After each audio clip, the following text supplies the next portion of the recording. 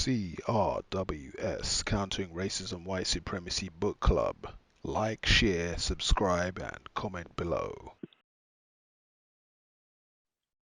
Greetings, everyone. Welcome to CRWS, Countering Racism White Supremacy.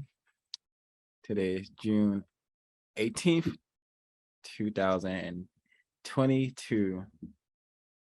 And today we are here to discuss the system of racism, white supremacy, the mistreatment of non-white people on planet Earth by people who are classified as white and practice white supremacy.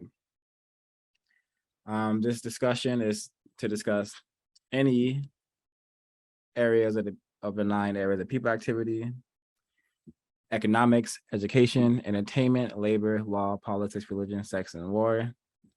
And we will begin right now. I will start by sharing some definitions that come from the code by Neely Fuller Jr. from the United Independent Compensatory Code System Concept, the word guide by Neely Fuller Jr. So I'm sharing these definitions because I'm going to be using these words quite a lot, and I don't want any confusion from the folks who may be tuning into this broadcast or maybe finding it later. So the first word from the word guide is race camp. Race camp. Use this term to apply to any place, residence, country, nation, etc., where non-white people are located during the existence of white supremacy racism.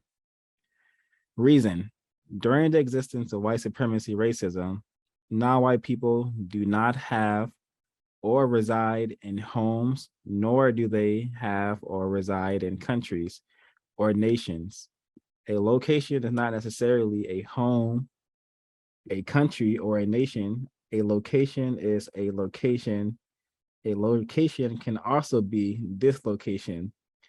During the existence of white supremacy racism, the white supremacist racists dictate which non-white people will be allowed to locate, where, when, and how these locations and or dislocations for or against non-white people can be correctly called homes, countries, or nations. They can only at best be correctly called race camps, tribal locations, tribal reservations, etc. So I'll be using the term race camp instead of home or neighborhood, which are all terms I'm sure we're very familiar with. The second word is victims unit or victim unit. And this says, use these terms to mean the same as the Black family. And he has here, again, this is victims unit / victims race unit. Notes: during the existence of white supremacy racism and according to compensatory counter-racist logic, all non-white people, persons either individually or collectively, are and function victims of and subjects to the power of those white people who participate in the system of white supremacy racism. The system of white supremacy racism is a system of government that is designed to guarantee that the white people of the known universe dominate and mistreat the non-white people of the known universe for the basic pleasure, convenience, and or benefit of the white people of the known universe. The system of white supremacy racism makes victim units out of all non-white persons in all areas of activity, including economics, education, entertainment, labor, law, politics, religion, sex, and war/counter war. So I'm probably going to be cracking open this word guide again if I say some more counter racist logic words/terms. But getting started, I recently was in my old race camp. I took a trip there, and it was very, very much to be expected. Very tacky, trashy, terroristic, and tragic. But the plus side was my mode of transportation there was a train for the most part. It was like a 2 to 3 hour train ride. It felt really fast because I spent the entire train ride reading. So a very constructive use of time reading. So I was reading Richard King's book, African Origin of Biological Psychiatry. Learned a lot.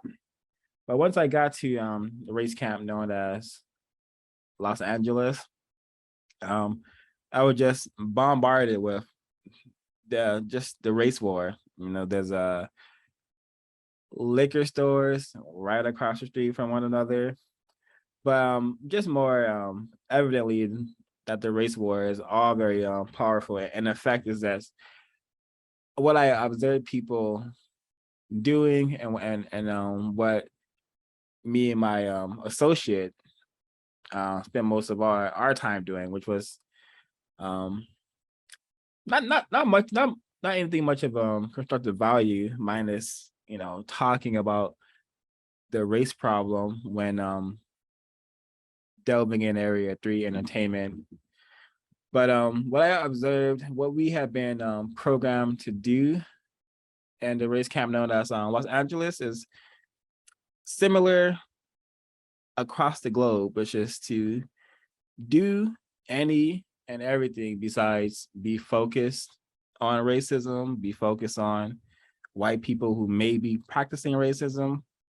And despite the people in my victim unit, despite the associates I have, it seems that no sort of relationship can outweigh the terrifying reality of white supremacy, because talking about this problem, the race problem, is very, very tough.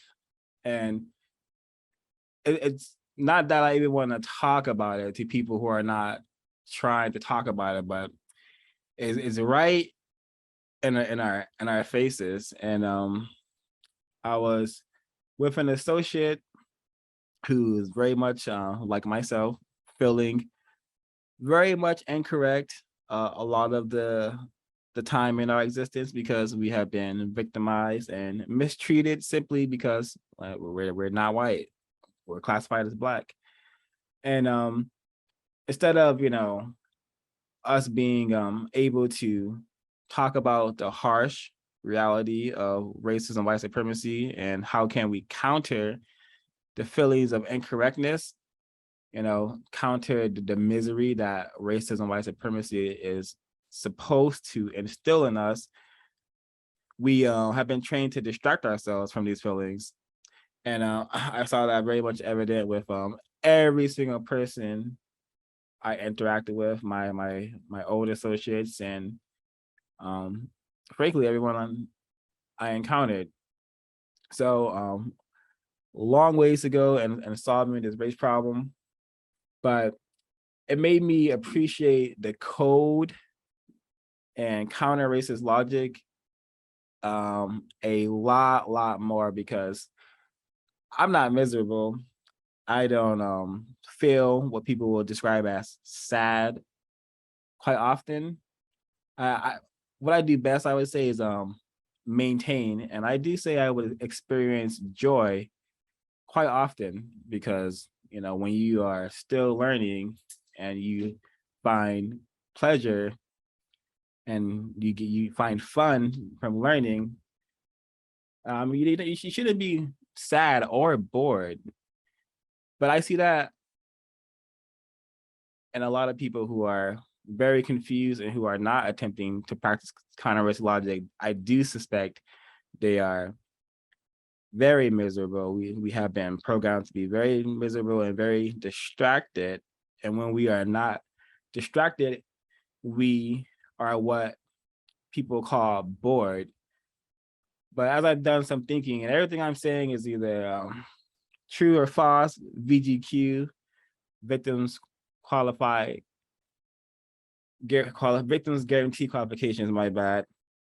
So I think when we say we're bored, I think that's a symptom of being highly brain trashed, because racist men and racist women, they have set it up where they want us to believe that we are free. So they allow us to do a lot of things, but the way they programmed us is that, hey, if we're not distracted, if we're not practicing one of the if we're not, I don't want to, I guess I gotta use the term. If we're not participating in ghetto glorification, we seem lost. And because I use the term, I'm gonna read what ghetto glorification is. And I use this term, and I'm talking about this because this is what I was totally surrounded by, and the race camp I visited. Ghetto glorification, and I saw a lot of this in entertainment. You know, we sat around and we watched entertainment that was all about this. And yeah, so let me get the word from the word guide. We're gonna discuss it.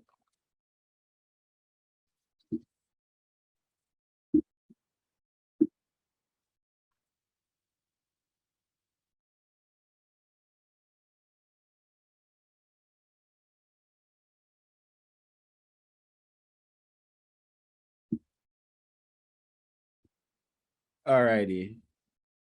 So ghetto glorification. This is from 132 of the word guide. Use this term to apply to any behavior by one or more non-white person that helps to produce that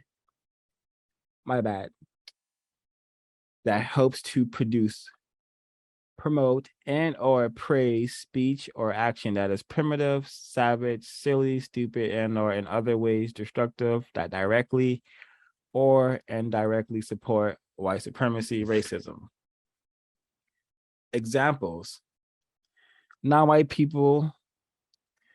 person speaking and or acting in support of one or more of the followings: being discourteous, fighting for purposes other than self-defense, necessary defense of others, and or necessary defense of major constructive possessions, property, killing, name calling, promoting the destructive use of sound, producing noise, robbing and stealing, showing contempt for non-white females, showing off the ability to belittle non-white people based on what they have or have not acquired because of what the white supremacist racists have allowed them to acquire, showing off the ability to belittle non-white people because non-white people are not white people, planning newer styles of doing harm to non-white people, singing songs and or using slang terms that glorify non-white people doing harm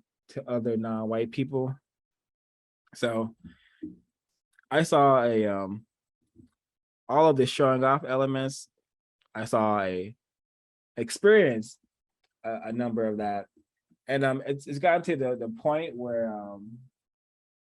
racist man, racist woman, and I would say racist child, they have this system down to a science where they're producing shows like P Valley, Legendary, where if you have an understanding of racism, white supremacy, you can easily see that, wow, this entertainment, this piece of entertainment here is vile. This is an attack against non-white people, especially Black people, and it's promoting, and I would say encouraging us to behave and portray ourselves in a really silly and incorrect manner. So that's all I ghetto glorification. And that's why I appreciate the code, because it allows me to understand what I'm looking at. And I don't think I could ever honestly call myself miserable, because I know what I'm supposed to be doing on this planet, and I find joy in attempting to fulfill my purpose of solving this race problem, of learning anything and everything that is necessary to solve this race problem. So one thing the code has given me is never being bored or completely miserable. Of course, I feel incorrect from time to time, sometimes quite often, but it's never what I would call completely miserable. Because when you understand the kind of war that is being waged against you simply because you're Black, the best thing to do is to maintain, is to find some sort of way to maintain. I won't say balance, like I don't even know if that can happen within a person in such a wretched system, but being able to maintain is something that I suspect we may all be able to do if you have that will and a little bit of courage to learn what we're up against. And I'm gonna pause there and let other folks chime in.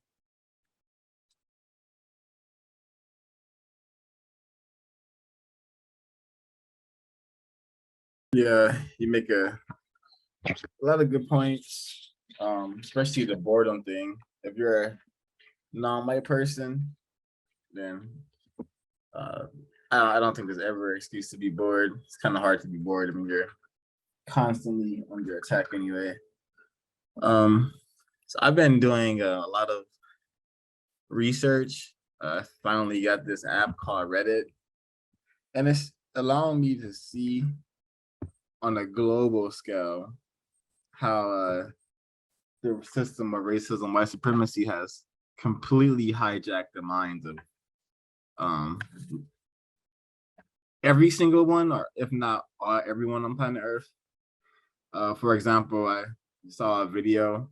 I mean, there's multiple videos, and just Black people fighting each other, Black people shooting each other, Black people engaging in complete warfare using assault rifles and pistols with extended mags, and they're in Black neighborhoods shooting at each other. And I think to myself, white people, like the white man and a white female and a white woman, they have done a stellar job at turning Black people into exactly what they want them to be, which is a character. The character is classified as a nigger or a nigga, and these characters go out and mistreat everyone, minus excluding white people. That's a rare occasion where a white person is mistreated by a nigger. But Black people definitely go about killing and sabotaging other Black people on a regular basis, and it reflects, not reflects, it allows me to understand why I'm treated so poorly in my institution, treated so poorly in all areas of activity, treated very poorly when I exit my apartment. When I exit my apartment, I'm prepared for psychological warfare. That psychological warfare manifests in the reality that every single person, if not 99% of the people that I walk past, project, participate, and practice the Black man as the Black human is a threat. You know, this Black male is a threat. So I walk past someone they'll hide their bags, they'll check their pockets, you know, cross the street. All of this is designed to psychologically attack me. It's designed to deplete my morality.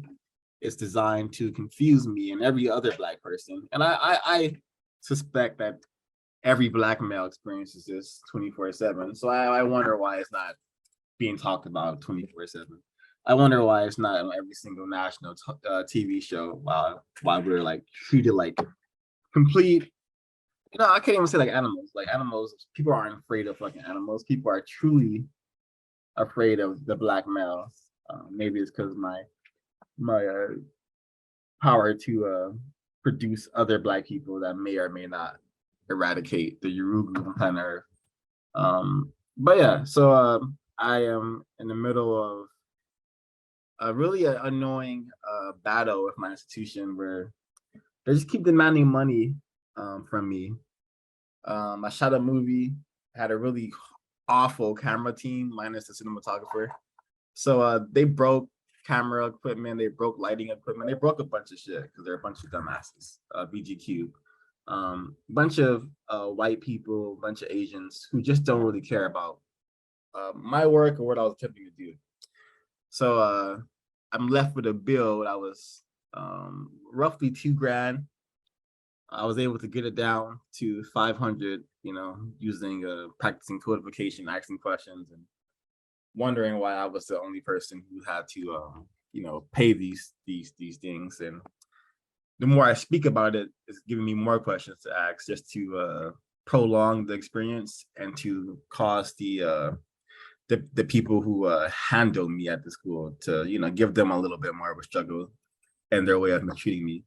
But the code has really allowed me to, you know, my emotions are completely turned off. I don't think I'm an emotional person. If I am an emotional person, it's over silly things like video games and movies or books, not really things that are affecting me. I try not to be emotional. I know emotions only cause problems for Black people. You know, they hardly solve problems. You know, Black people and emotions do not go well.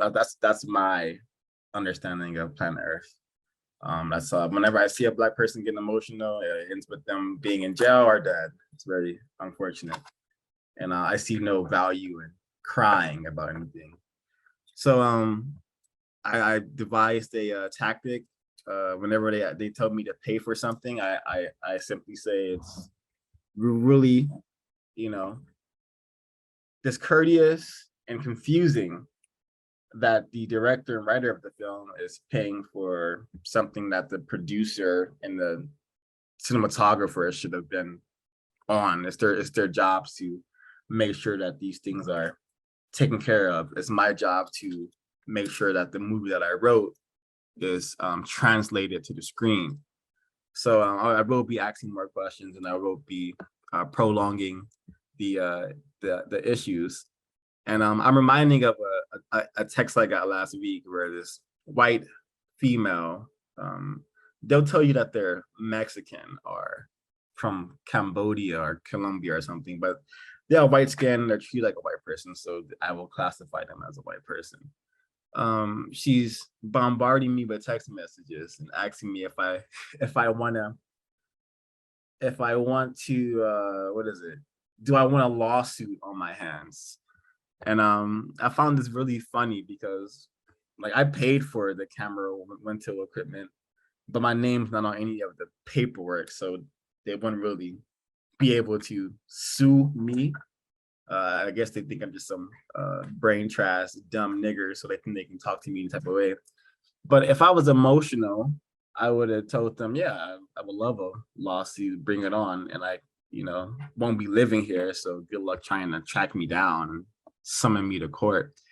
But I remained calm, and I simply responded to, no, I don't want a lawsuit, but I'm also curious why this bill can be split between 3 people. Why is it only me expected to pay for it? And I thought about just paying the bill, you know, £555. Why not? It's not that much money. But then I thought about it again. You know, if I do have to pay for it, why not, make it extremely excruciating for everyone involved? Let me practice counter war. Like this white lady is very old and unhealthy. Maybe my emails can trigger her to die if possible. So maybe not, but I will do my best to be on code and see if I could cause them to think more compassionate about how they treat their non-white victims. I will definitely be ensuring that the people who do message me, I get tons of messages, people asking me if they should go to the school. If they are a Black person, I tell them definitely avoid. If they are Indian, Asian, are classified as white, I tell them you're gonna do fine. You're Asian people, you're gonna do fine. No one's gonna mistreat you. You're gonna have a community. If you're Chinese or whatever, you're gonna be fine as well. But if you are a Black person, the Black faculty have been trained to mistreat you, have been trained to give you very poor help or no help at all. I have a huge backlog of unanswered emails that I will be adding to my dissertation essay. I have a huge backlog of mistreatment documents that I will be adding to my dissertation. And my dissertation will primarily be about my experiences and how white supremacy is racism, white supremacy is the driving force for many of my interactions and my experiences. And I'll be listing them down in an orderly fashion. And I'll be having fun with it because my institution requires me to send them a film, and it also requires me to send them a 30-page essay, with my experiences, what I experienced, what I learned, the books I read, a bunch of stuff that's geared towards reforming and programming my mind to be more white-minded. I try not to take on those objectives and just write in a way that allows me to do some type of reflection. I think reflection is as close as I will get to healing, because I don't think you can heal from something that's happening every single day. Nor do I care to heal. I've classified myself as a soldier/warrior. I am ready to die in combat. Not really expected to have a fun, nice, happy life on planet Earth, when I understand that my duty is to help get rid of the Yurugu. If not get rid of them, stop them from going to other planets and infecting other solar systems.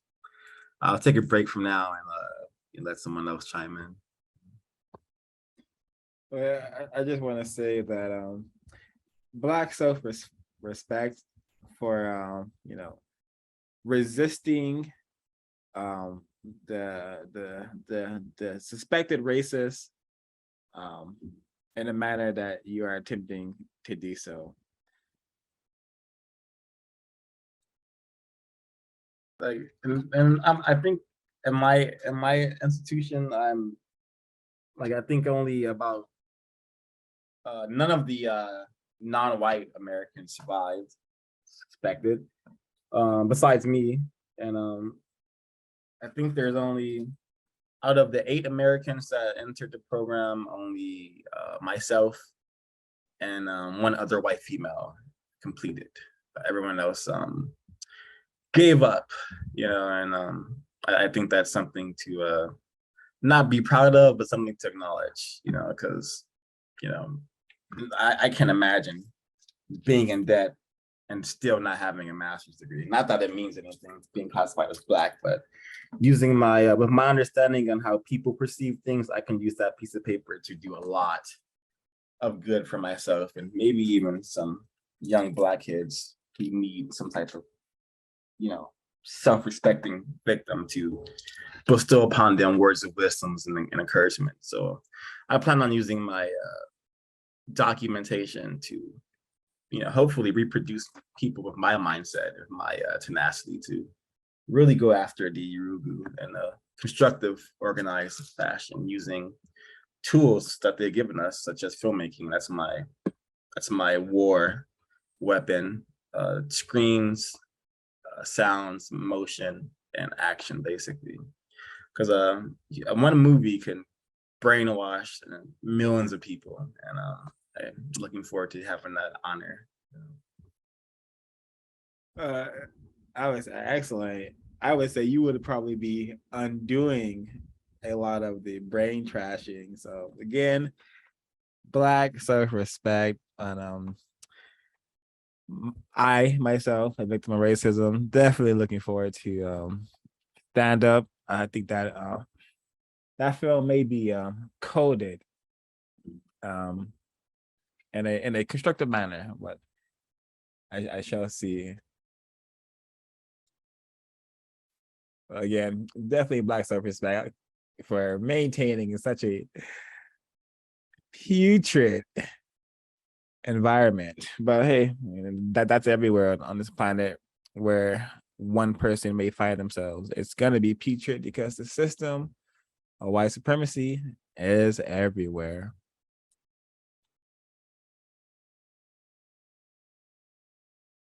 Agreed.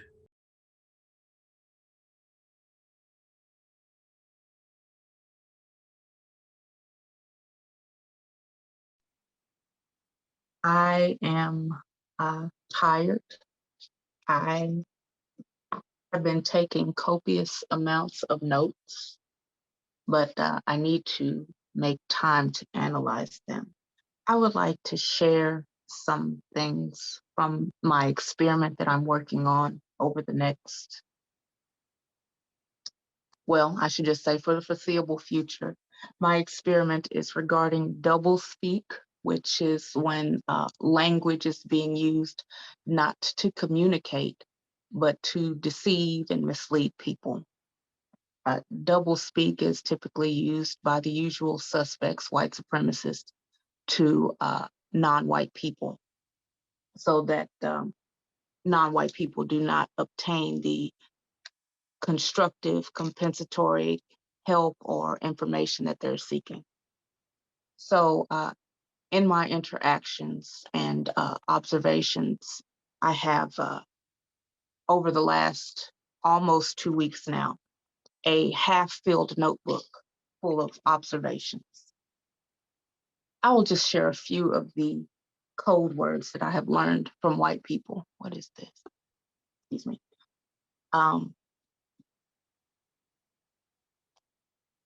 A lot of euphemisms are used, a lot of inflated language. I did not notate that, but I do remember it. But words that I really don't have context for these, and that's another thing I need to work on. But fill me in, not fit to stand trial, powerful, not informed, may not be aware, miss the connection, bad apple, minimizing people's experiences. That's just an example of what happened. There's a lot of work that needs to be done. This one I found interesting, and I realized that I've said this twice before when I started speaking. There needs to be something done. Work needs to be done. Does that tell you that work is going to be done or that work is being done now? And the answer is no. All of these things sound nice, but they don't get anything done. And the purpose of my experiment is to figure out a way in communication with white people. How can we avoid getting caught up and wasting time? And by we, I mean myself.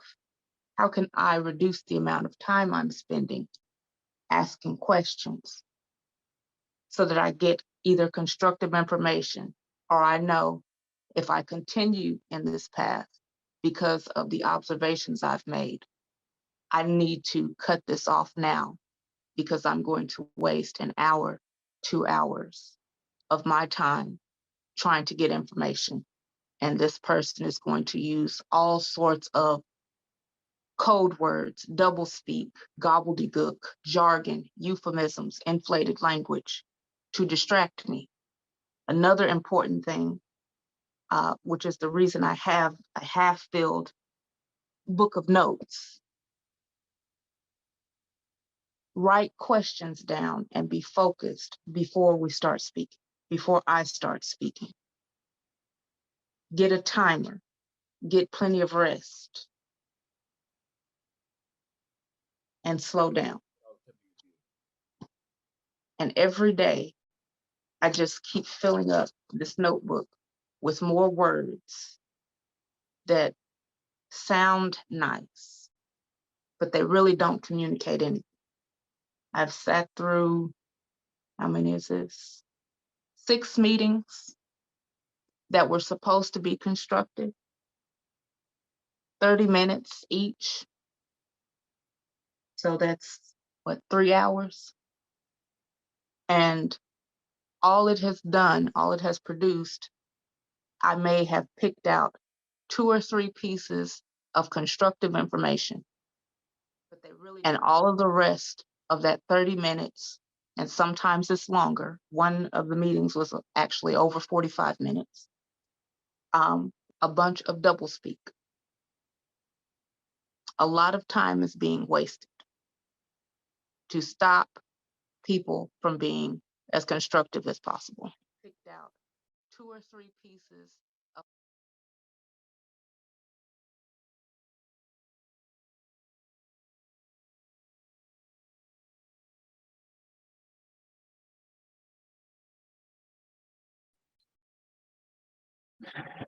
That is very, very true.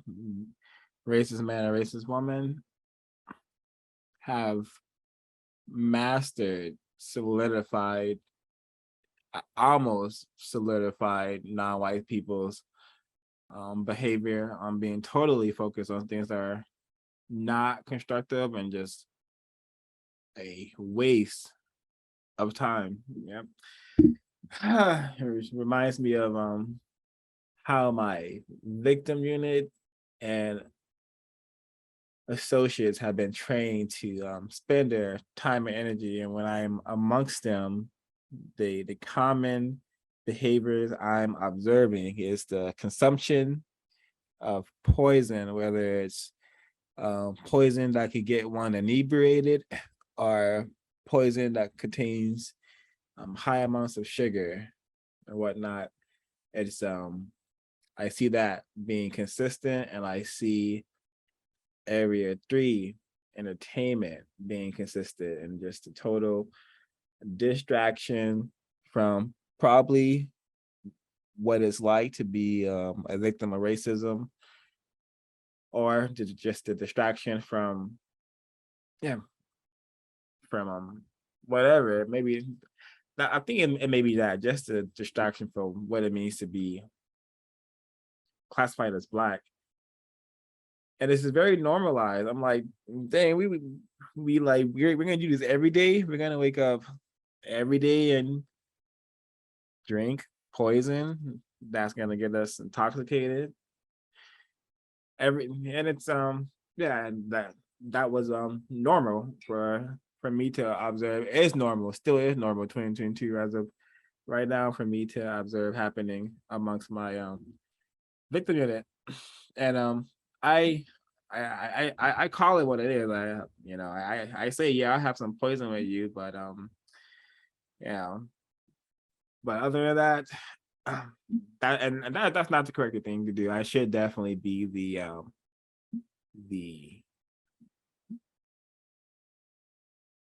I don't want to say role model, but I should be the person demonstrating, how to counter the system simply by not drinking so much poison.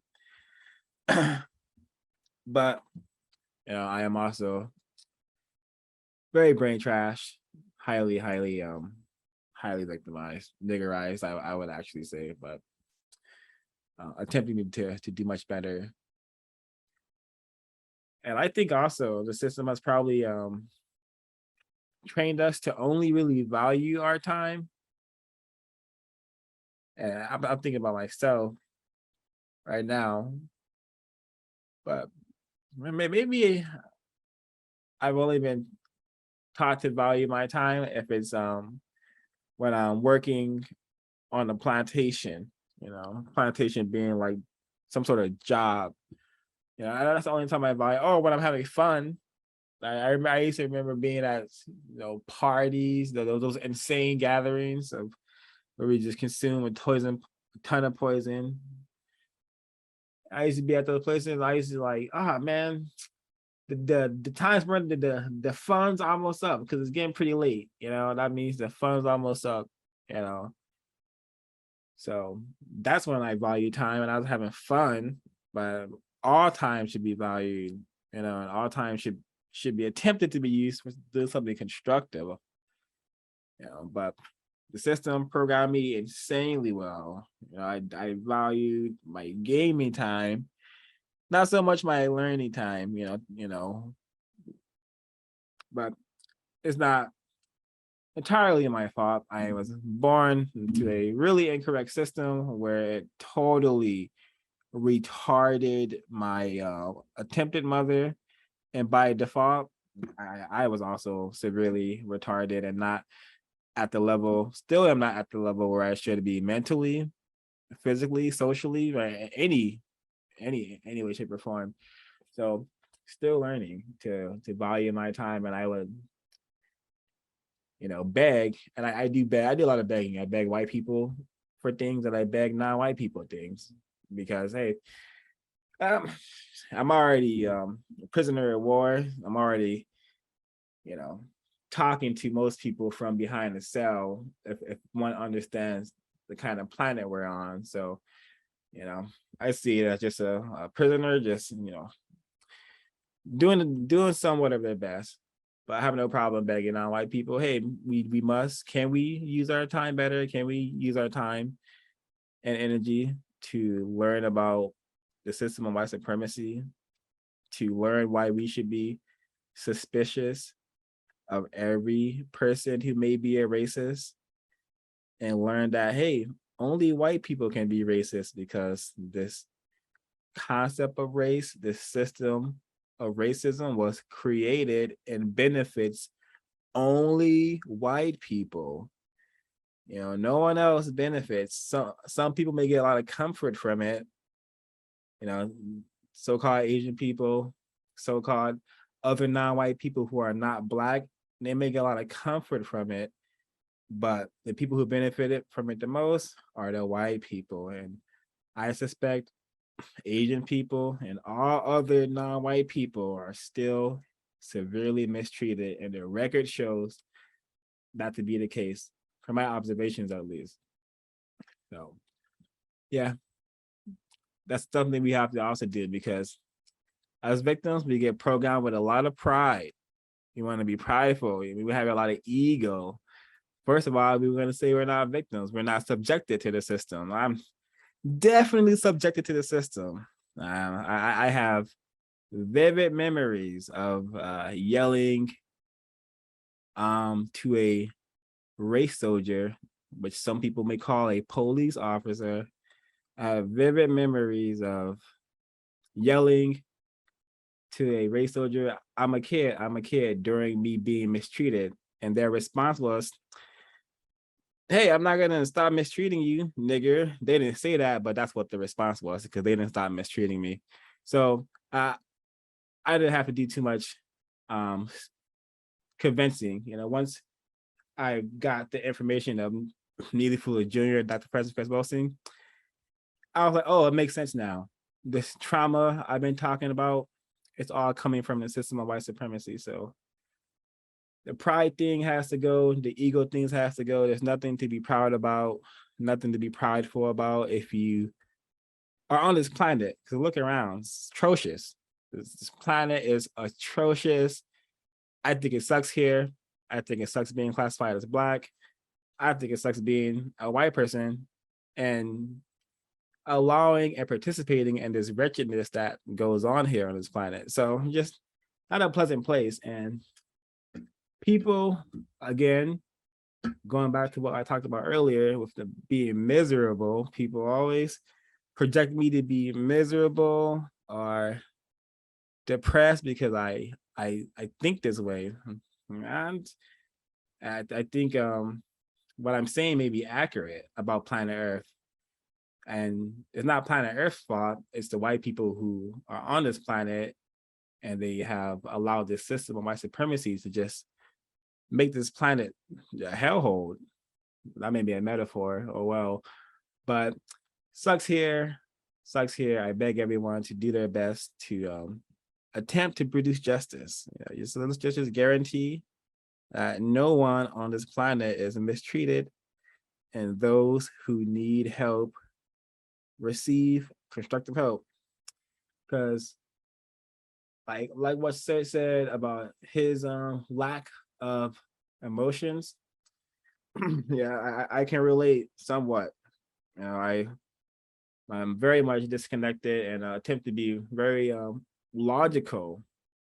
But before the code, I was very much disconnected and could care less what happened to non-white people or Black people.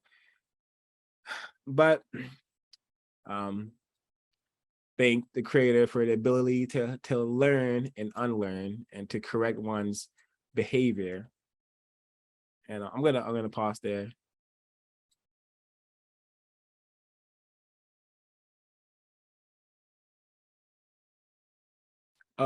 Actually, I have to give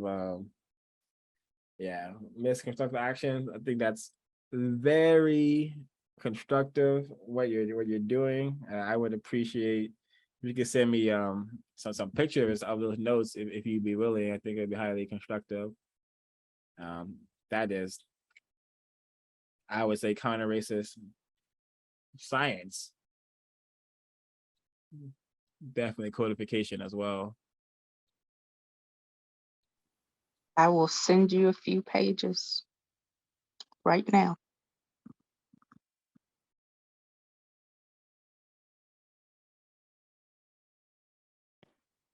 Can I be heard? Yes, ma'am. Okay. Greetings, everyone.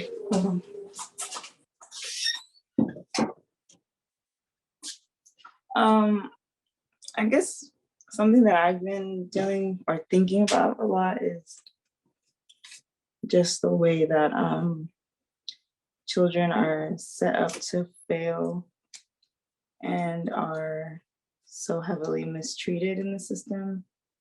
Because my plantation as of late is a elementary school, and I have a very small class, but there's I would classify almost all the kids besides one as non-white. And specifically, there's 2 Black females that are only 8 years old who are consistently having conflict with each other, consistently bringing each other down. And it's, I try to talk to them. I try to explain to them what the definition of justice, and sometimes it seems like they somewhat understand or can somewhat implement what I say, but I think that they're so heavily, the children nowadays are just so heavily programmed, like they're not even children with individual personalities anymore. They're just memes, like they're just walking memes. Like it's like they constantly repeat things on TikTok, or to the point where I have to look it up because they're constantly saying it, and I'm wondering where they're getting these sayings from. And it's like they don't even speak their own words. It's almost like they're just constantly repeating it, like it's like embedded in their brain computer so deeply. And so that's been something that has been just hard to deal with, because it's like I'm obviously in this environment, the school is like it's a tool for propaganda. So I can only do so much. And the things that they're exposed to, the things that they talk about, I don't want to bring it up, but it's pretty shocking for to hear like a 7, 8-year-old talk like that. And I try not to like judge them, but I try to just have them understand like the responsibility and what they say and how powerful words are, and to be really mindful of what they say and to not say anything unless they know what it means or have a definition for it. But the moment that they walk into the classroom with 2 Black females, they're just start fighting immediately. They don't even know what to argue with each other about. They just try to find anything to argue with each other about because they're so programmed to just hate each other. And it's very sad. We talked about careers and what it means to like have a job and the type of responsibilities each job would entail. And the kids are like, or the children are like, almost all these non-white kids say, I want to be a police officer and I want to be in the army because I want to save lives. So I had to like just ask them questions like, whose lives are you saving? Where are you saving those lives? How are you going to save their lives? And all they say is, oh, I'm just going to pull up with a gun like in Call of Duty. And I'm like, okay, so they just want to already programmed to just kill. Not surprising, but it gets, it's like almost every kid is like that. It's like they're all becoming the same person because they're all are constantly inundated with the same media. The way that they have their own hive mind, whether they know it or not. The other things I would say is just like in general, being a teacher is just a really incorrect job because they really set you up to fail. And they're trying to pressure me to do this class project. And I'm like, if I'm not taking out my own money to do this, that is not a part of my job description. But like all the teachers come up to me like, have you started your wall yet? Have you started working on your door? And I'm like, no, I don't see myself working on it anytime. And they're like, oh, but you only have a few kids. Like you could probably do it. They'll really like it. I'm not interested. And then the biggest problem I've been having that I feel like I may have solved, not sure, is that there were a lot of roaches in my room. I would come in every single day and just have to mentally prepare to see at least 10 to 15 dead roaches just from my walk into the classroom to my desk. I would always count them, and it was always like in between 10 and 15 dead roaches. And every morning I would just be like, well, this is not a part of it. Like, this is not the type of work that I'm supposed to do. So I would just call, or I would go to the front office and tell them like someone needs to do something about these roaches. Eventually, so I think like 2 days ago, I saw one of them in my home, which terrified and annoyed me because I live in an area that is roach infested. And I tried my hardest to make sure that I don't have them in my, I guess my dwelling, not my home. So when I saw them, I immediately went to the front office that morning and I said, I need to be in a different room. Like, you need to change the room I'm in because there's roaches in my home now. And the first is, I won't classify any of them because I think only white people can classify them because the school is like 95% of the people who work there and the people who, the students there are from Mexico or Southern America, but I can't classify their race, so I won't. But the first admin lady was helpful, but then when we went to the second person, because she had to go to her boss to authorize it. First of all, like when I told her about it, she didn't even look me in the face or say anything or acknowledge the fact that, hey, I apologize that you have roaches, that our facilities are, not hygienic, not, keeping up to standards that a teacher should be in, nothing. She was just talking to the lady and she says, well, I don't know what classroom we're gonna put her in. Mind you, like I'm teaching a summer school.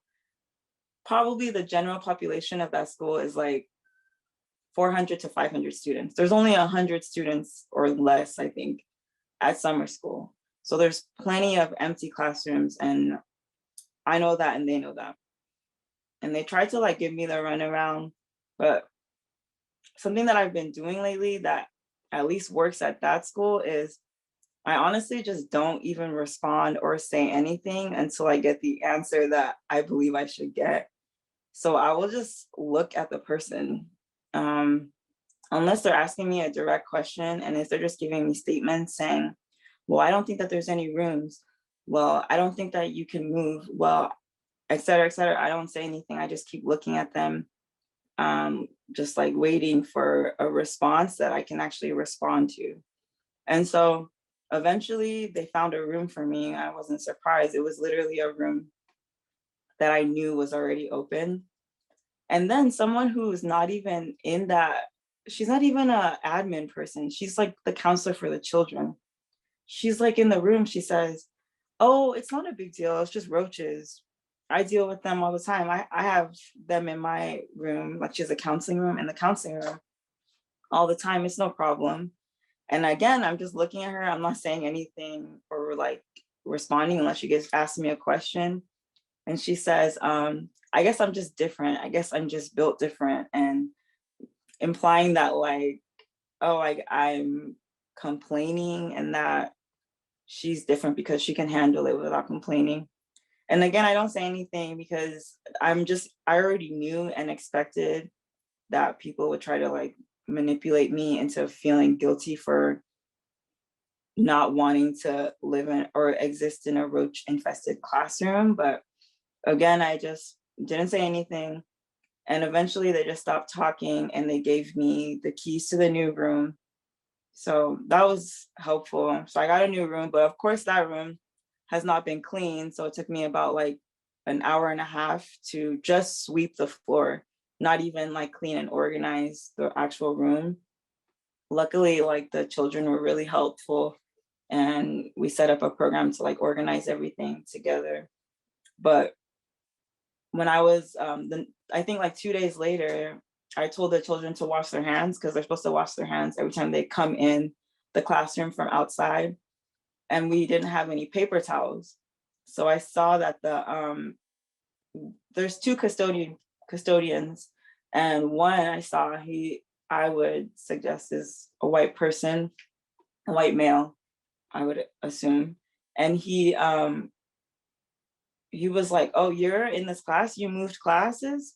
Because he knew that I was in that roach infested classroom. And he said, when he was like, because the custodian in the morning, who's actually helpful, told him, hey, you need to vacuum her classroom every night because she comes to the school in the morning and there's a bunch of dead roaches.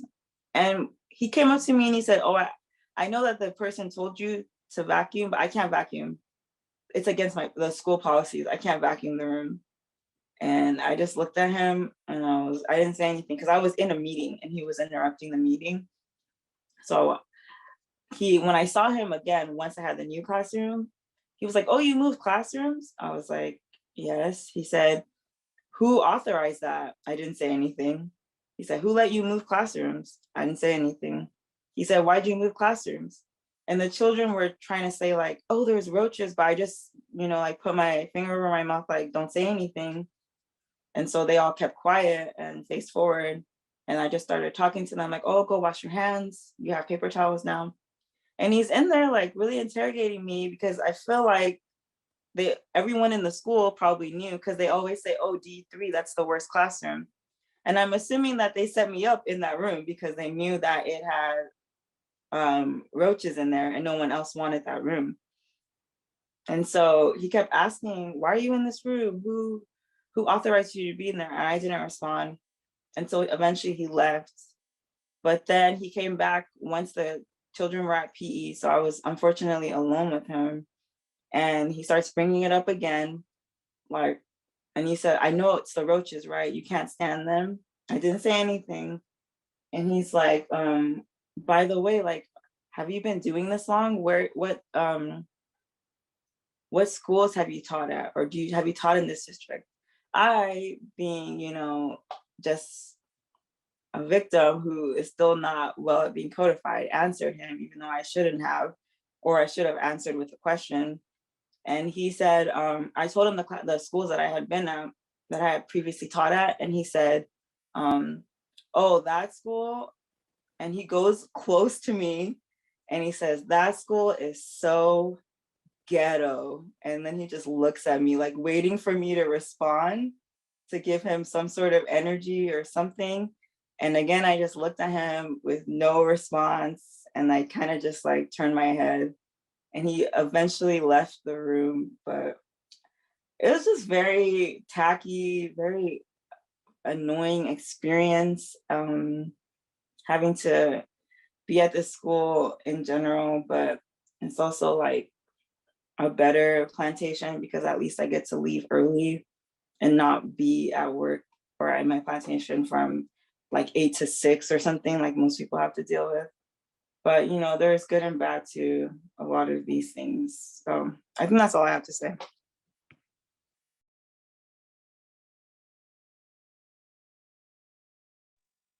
Miss Ash, I appreciate you sharing that because that is I guess I will include that with my experiment.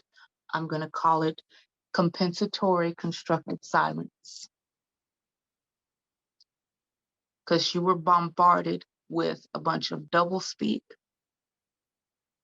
and you acknowledged it with silence until you got a constructive response. I really thank you. I have put that down in my lab book and I will be using it in the foreseeable future. That's good to know. I'm glad that is helpful.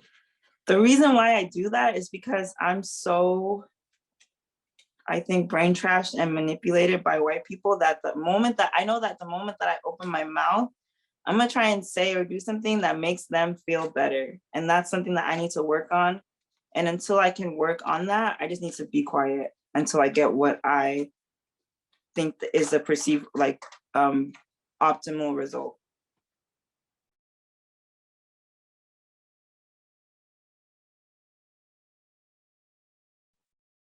Wow, Miss Ash, that is terroristic.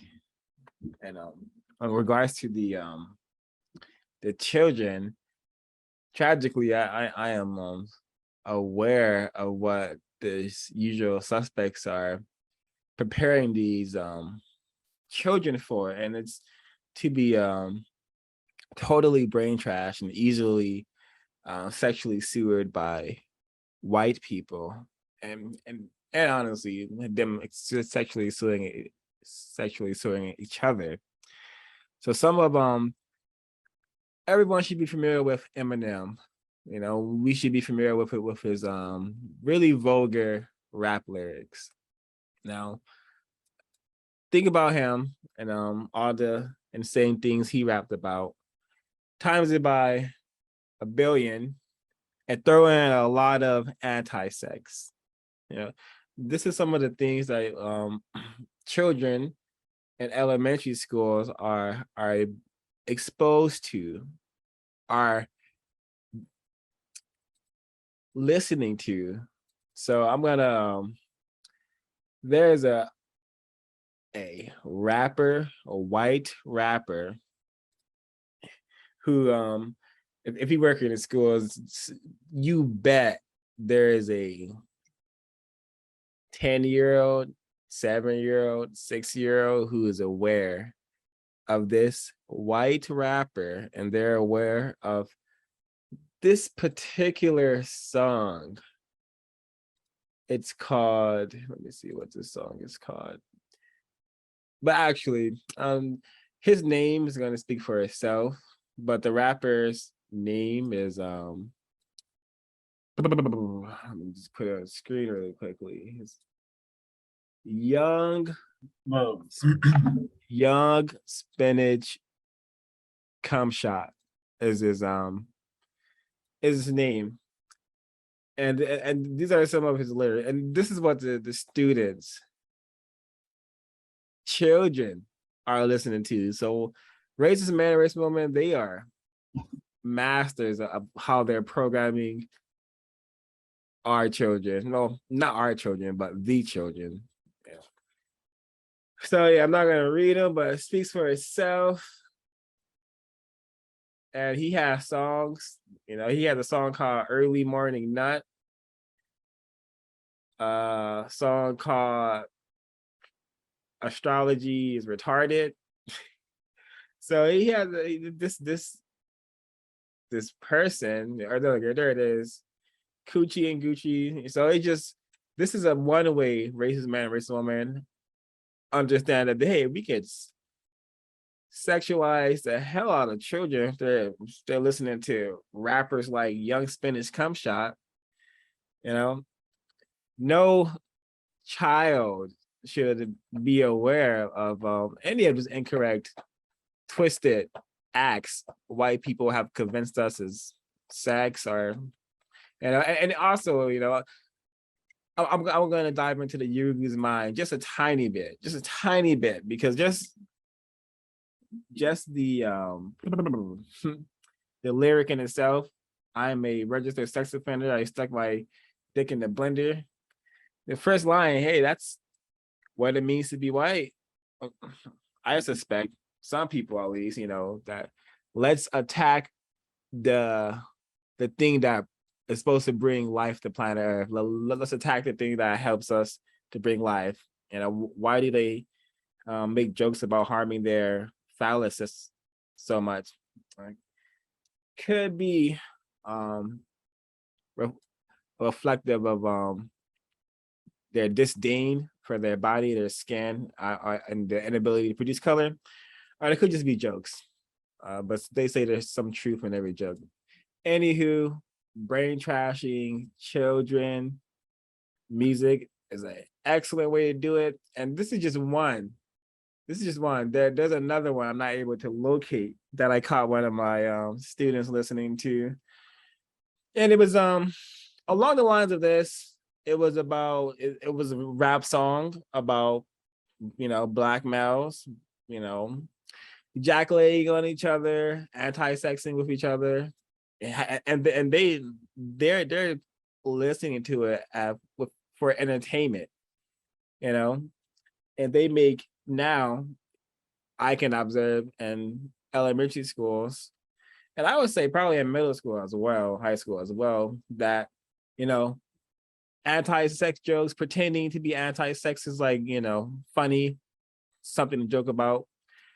But this is what brain trashing looks like. Some call it brainwashing, but this is what brain trashing looks like. Racist man and racist woman, masters at it. Yeah. And YouTube, I don't think he's allowed to have that cum shot, so he had to take it off. But yeah, he has about millions upon millions of views, and this is not talking about his SoundCloud. So it's just, yeah. What does it mean to be white? But thanks, Ash, for your report. Very, very terroristic, and Black self-respect for getting that classroom. And Kwaku has a question, and he has a suggestion as well. He says,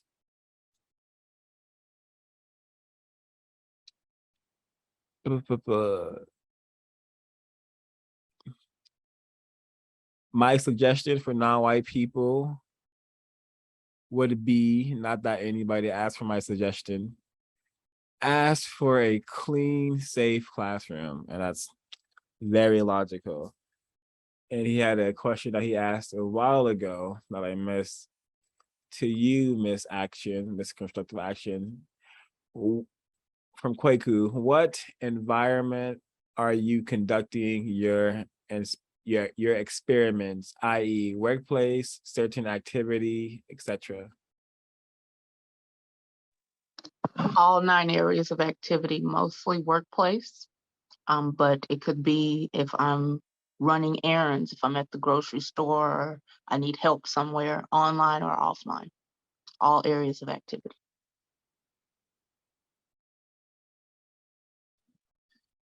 And in regards to when I caught one of my students listening to this song called, I think it was called Pump Shot. I think it's called something like that. Not by the guy we just the racist we just talked about, Young Spinach, but different group of people. I told them that when you listen to stuff like this, it brain trashes you.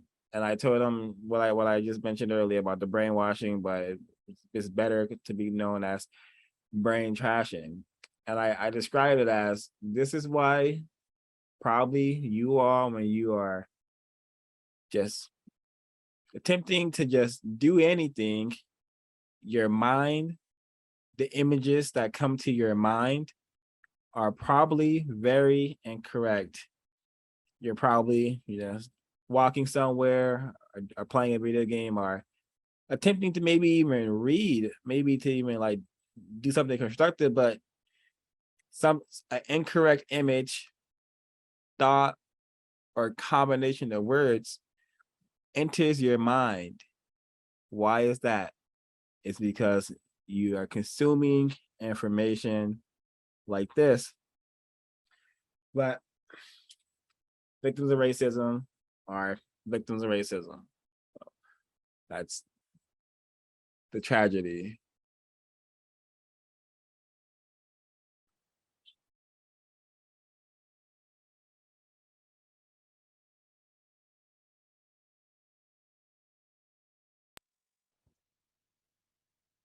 Something that's been on my mind for a few weeks, the term Juneteenth, and white people asking me, well, what is it?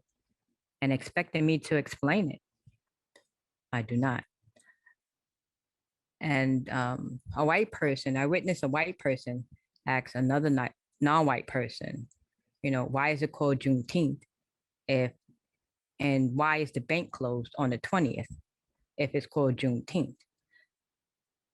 And this person became embarrassed. And I want us to understand that that's another way that white people practice racism, white supremacy. That's a form of terrorizing you, because us as non-white people, we feel the need to answer, or like we have to answer because this white person is demanding or asking us a question. My go-to, don't say anything, or the nice nasty, which I'm not suggesting anybody do. But if you ask me a question and I don't want to answer it, I'll answer another question. I'll play their game. I'll answer another question. I'll bring up the weather, because you can't say I didn't answer you. I'm just not answering that question. Something, one, you already know. Two, easy, quick Google search will solve that problem. If you don't know, which I don't believe they don't know, but I could be incorrect. So I wonder how many people, how many non-white people, especially Black people on the plantation, who are being asked this question and feel terrorized or feel the need to educate. So that is something that's been on my mind, and it frustrates me. And I'm tired, just tired of it.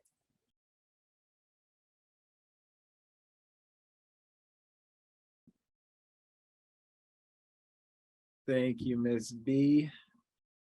Tomorrow is so-called Father's Day.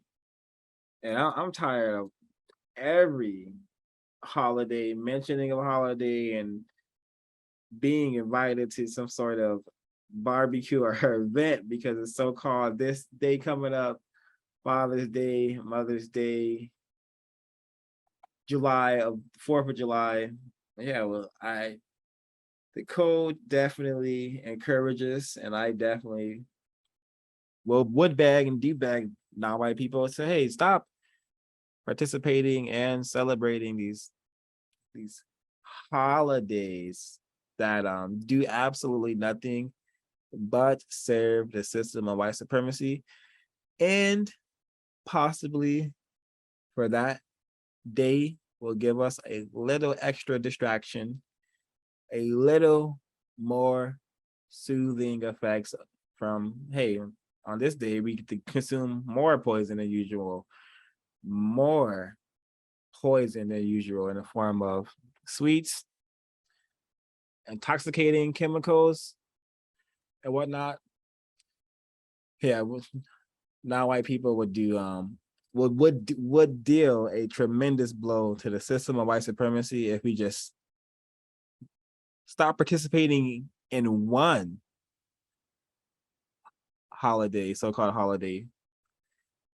Imagine all of them. That would definitely be constructive, would be constructive. So yeah, thank you, Ms. B. I'm not familiar with the Juneteenth, never cared for it, nor will I ever care for it. And yes, guess I'll pause there and see if other folks want to chime in.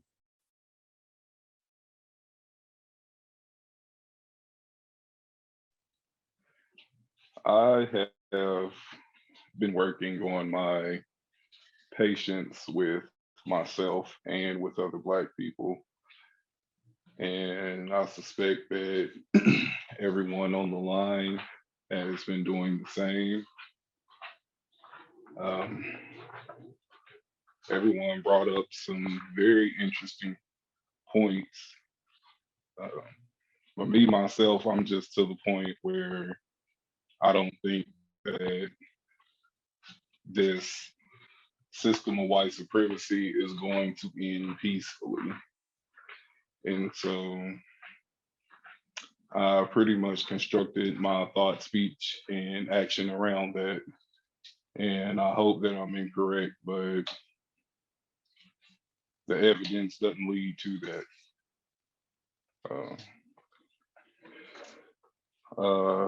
A lot of Black people are out of shape.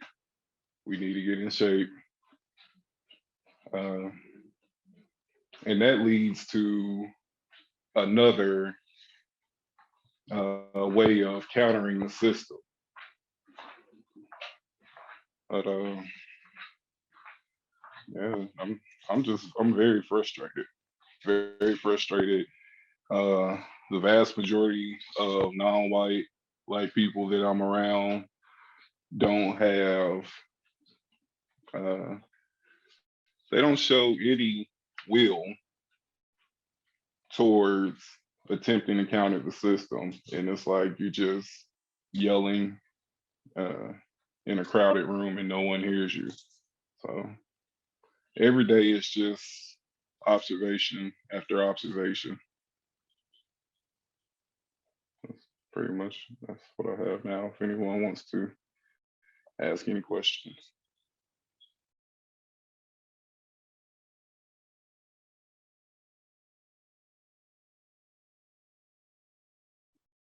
Unfortunately, and I have observed I've observed not having the will to counter the system, but I've also observed not even having the will to discuss the race problem, even when the problem that they are discussing is directly related to the race problem. So yeah, I'm grateful for my mindset of still learning, because I have acquired a better understanding of the word hate. You know, it has come to my knowledge that ancient Black people used the word hate and understood the word hate as rejection, you know, as to reject something that should not be here. So when I am using hate, I'm using it as rejection, something that should not be taking place. And I definitely hate what racist man, racist woman, racist child has done to the will of non-white people, because we are willing to do a ton of stuff. We are willing to be serious about a lot of stuff. A lot of it is not constructive. Most of it is not constructive, I would say. But when it comes to thinking about what it means to have this skin that is brown, but they call it black, or that is dark brown, they call it black still. We don't want to think about that. We don't have the will to think about, why do we keep seeing the same things happen? Why do we keep seeing white people kill us in large numbers and small numbers? So I hate that the will in us, non-white people, has been very much sabotaged by white people who practice racism. And I would say you're definitely correct in that this race problem isn't going to end peacefully, because peace, that's something that's the end result of solving this problem. I'm not expecting peace until racism has been eliminated. So yeah, I expect it to be very, very terroristic, the effort to produce justice, but every non-white people should have the will to join that effort, and the understanding that, yes, justice guaranteeing that no one is mistreated and those who need help receive help. That's way better than racism. That's way better than what we have now. That's way better than any lame, retarded excuse we could come up with for why we should not change things.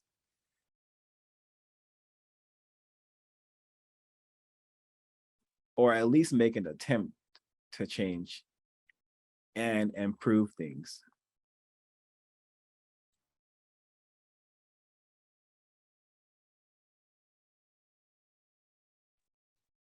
And what the racist bastards have done so well is that they've made it seem like this problem is unsolvable. They made it seem like the white people are just undefeatable. This is as good as it's gonna get. This is their civilization. If just enough non-white people stopped name calling each other, that will be a tremendous blow to the system. If enough non-white people attempted to stop cursing, that would a tremendous blow to the system of white supremacy. If enough non-white people stop participating and promoting and agreeing to white people sexually sewering us, having sex with us, that would, males and females, that would really do something against the system of white supremacy that we have never seen before. But enough of us have to be willing to make an attempt these suggestions that we can find in a compensatory counter-racist code by Neely Fuller Jr. We have to be willing to attempt these suggestions. Keyword willing, the will.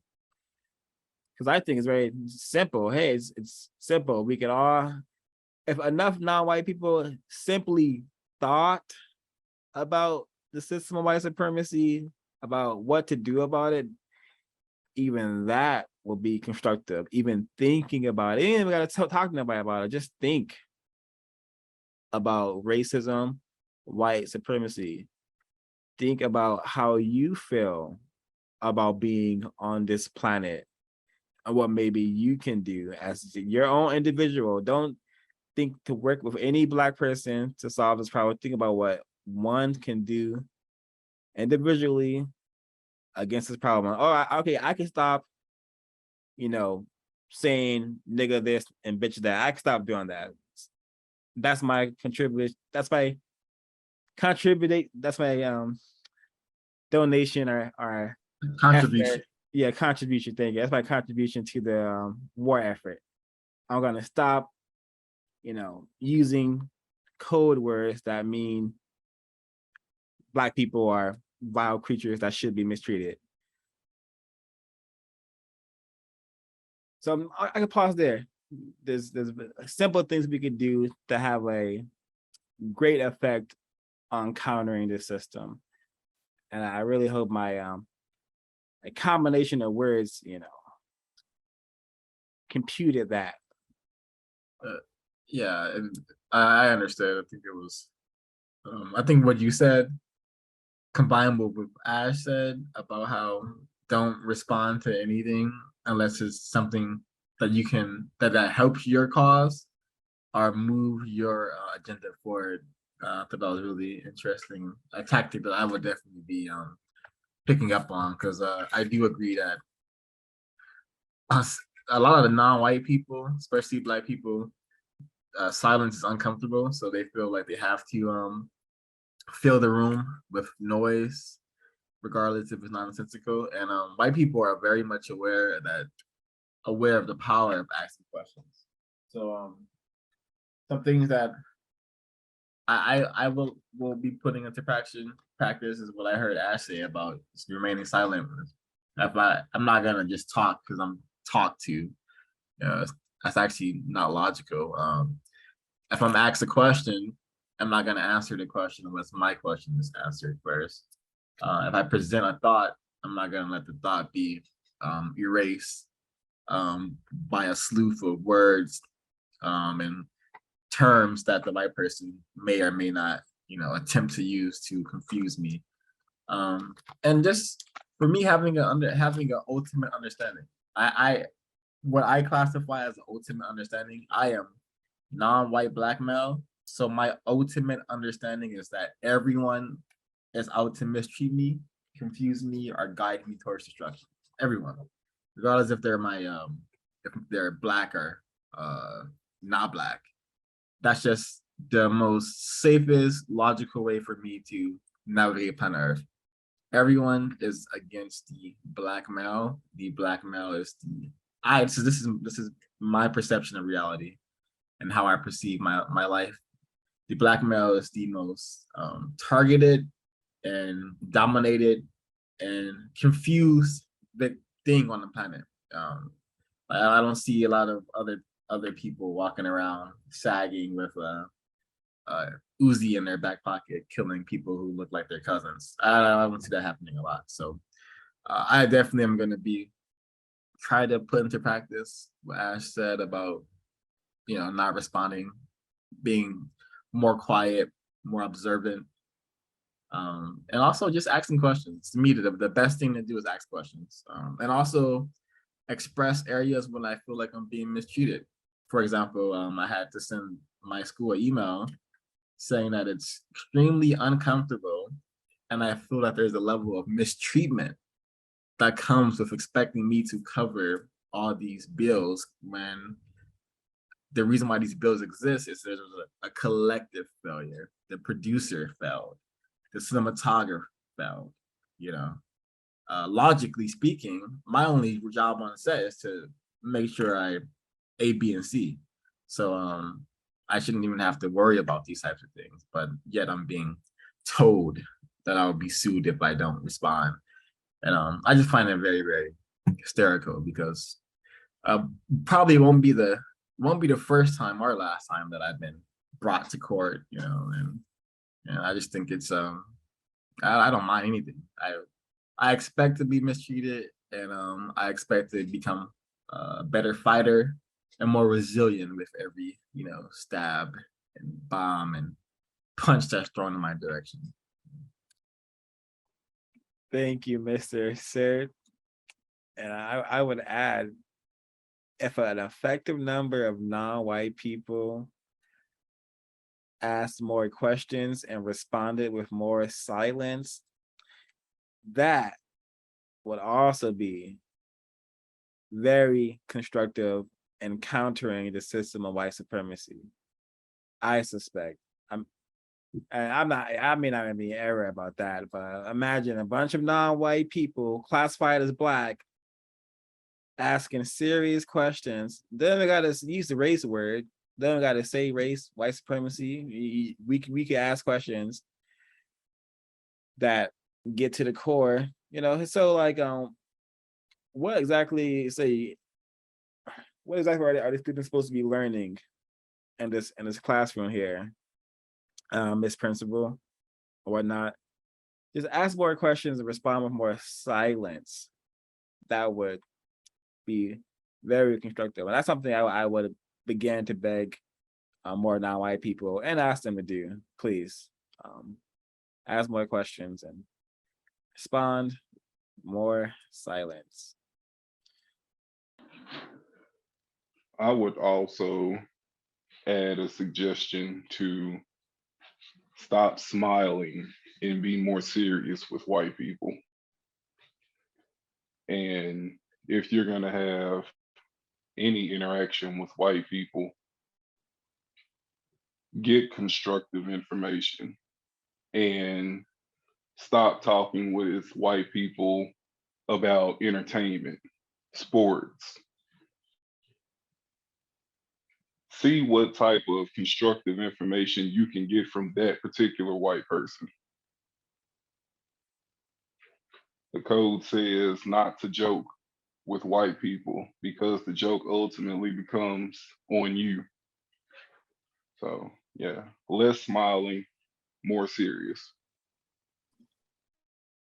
Thank you, Mr. Ray. Because yesterday I observed a victim of racism tell their offspring to smile. I said, no, that's he doesn't have to smile. He never has to smile for nobody. That's and I second what you said, Ray. We definitely, we don't have to mean mug. We don't have to, well, I don't know if that's the correct terminology used, but we don't have to mean mug or do anything like that. But we don't have to smile, especially when white people smile at us and give us that little deceptive nod. We don't have to respond to that with a smile. I definitely have stopped doing so, and it's yeah, it's great. It's constructive because whenever a white person comes around, I'm not thinking about appeasing them and making sure they're feeling comfortable. I'm making sure they're not going to bring out a AR-15 or some sort of pistol and murder me. So I keep my eyes on white people for not to smile back at them, but to make sure they're not going to mistreat me or attack me in some way, shape, or form. This is how we should be interacting with white people if we're not, getting constructive information from them or working under them on the plantation, what we call our jobs.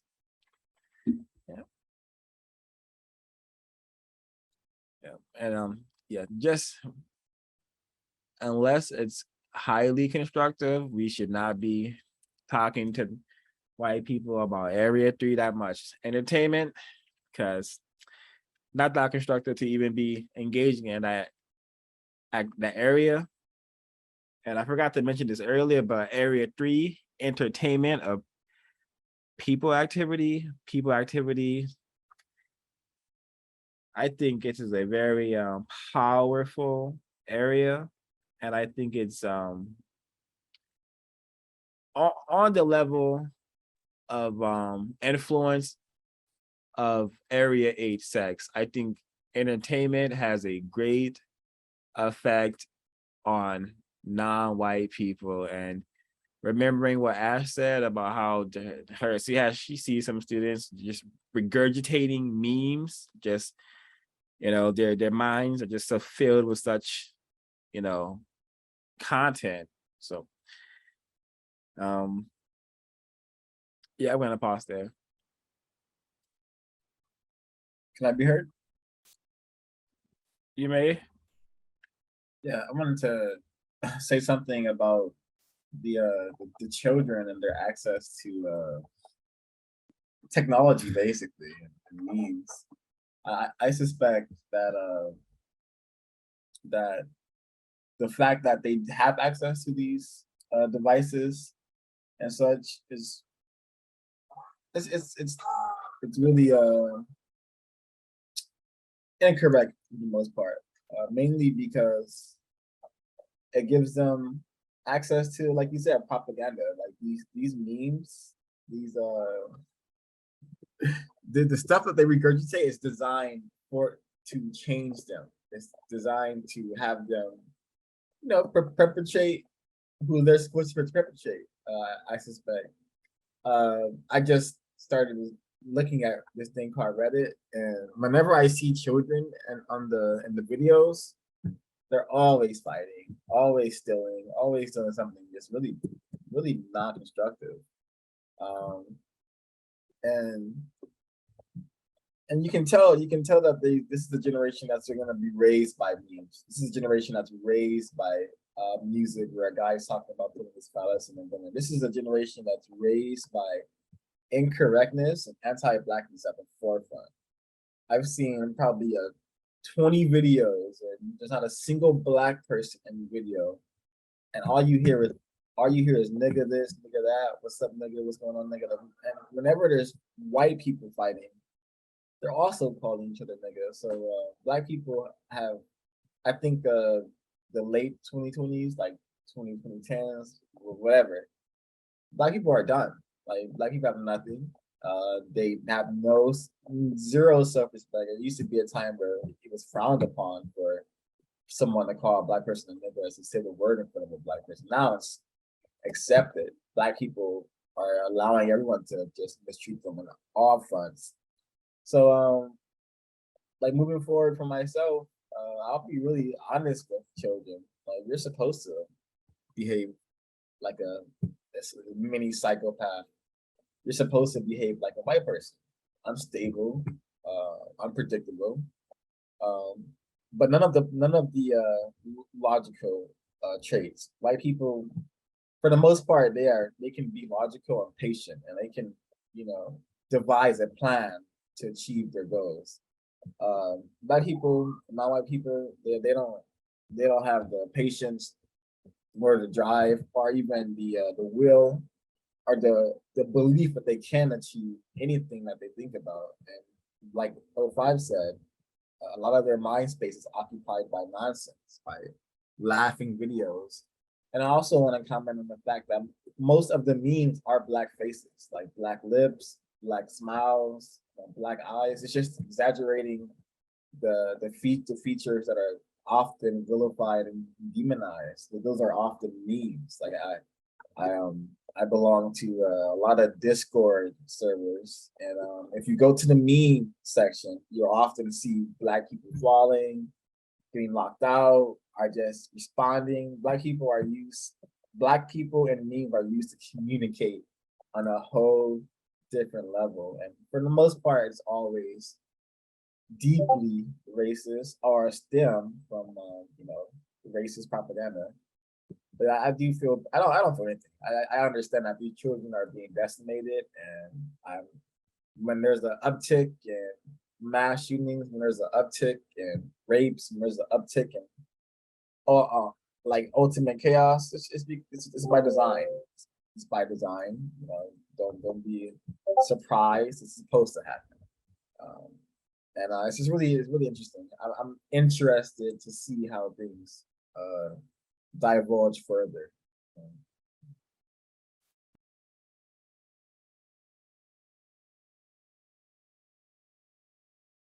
Thank you, sir. Yeah, when you have children regurgitating memes, that to me is an indication of intense brain trashing, intense exposure to a bombardment of just messages from the system. It's like how one would get a catchy song in their mind, but intensified. And that's what these children are experiencing. Add that on top of anti-sexual rap song lyrics.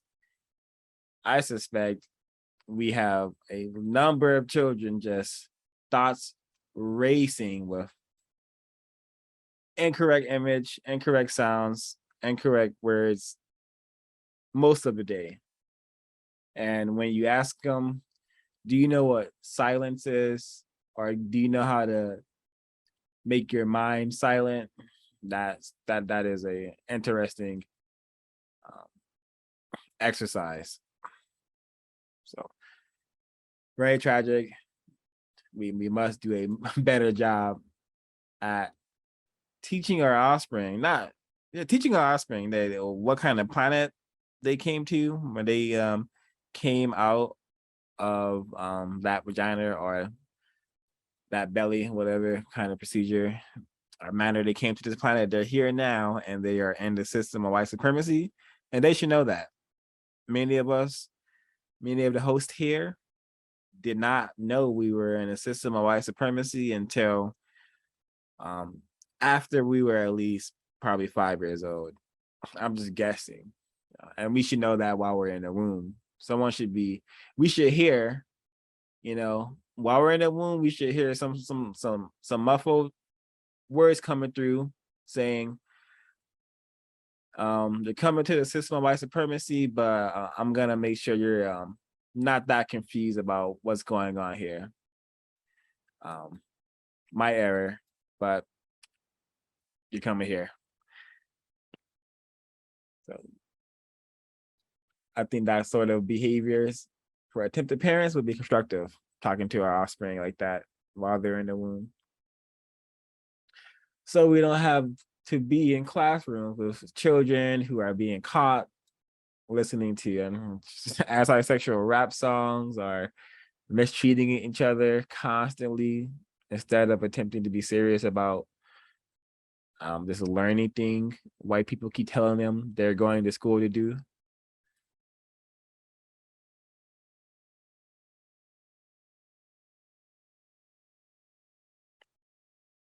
I'm thinking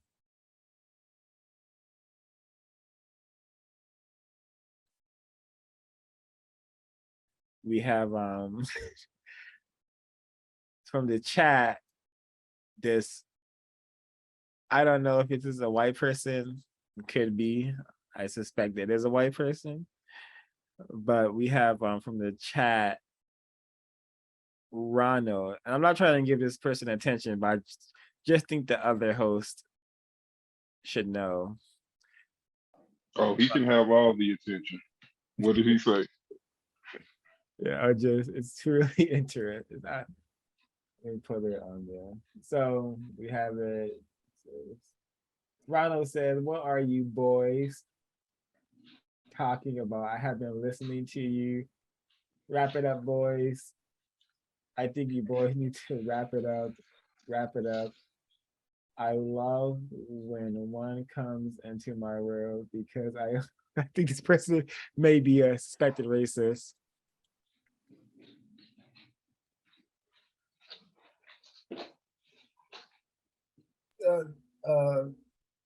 Ronald, yeah, the terminology boys is definitely a Yurugu, definitely a person attempting to practice racism from the safety and with the benefit of animosity. I mean, what is it? Anonymity. He definitely is being sending a lot of animosities in towards us. So I suspect, but yeah, I don't mind attempting to classify him, but I do suspect he's a racist person, a racist white male. Simply by saying boys, and he also saying, I own people. Only people who could actually own another person on planet Earth is a white person. So I suspect Ronald practices anti-sexual behavior just based off his language.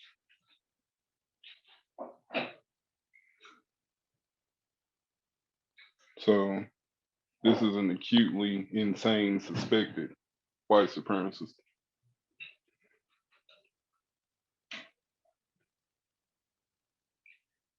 unless he can prove otherwise.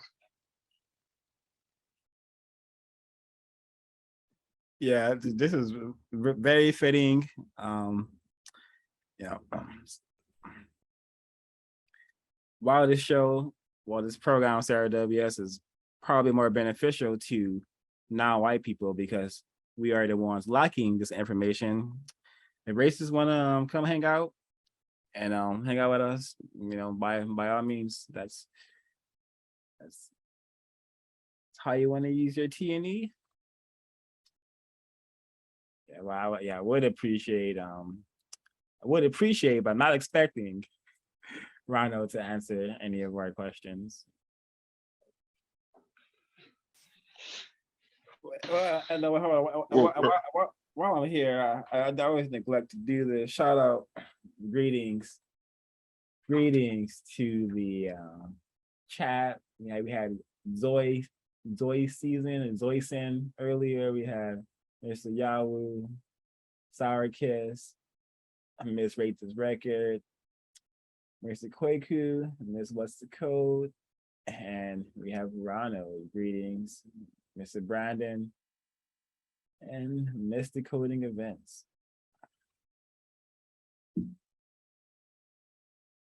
And to the folks who may be watching but haven't chimed in the chat, and greetings to you too. I hope this broadcast has been worthy of your time and energy. You may have learned a couple of things so far, and yeah, you get a direct observation of a suspected racist, and by looking at their words, we dive into their minds.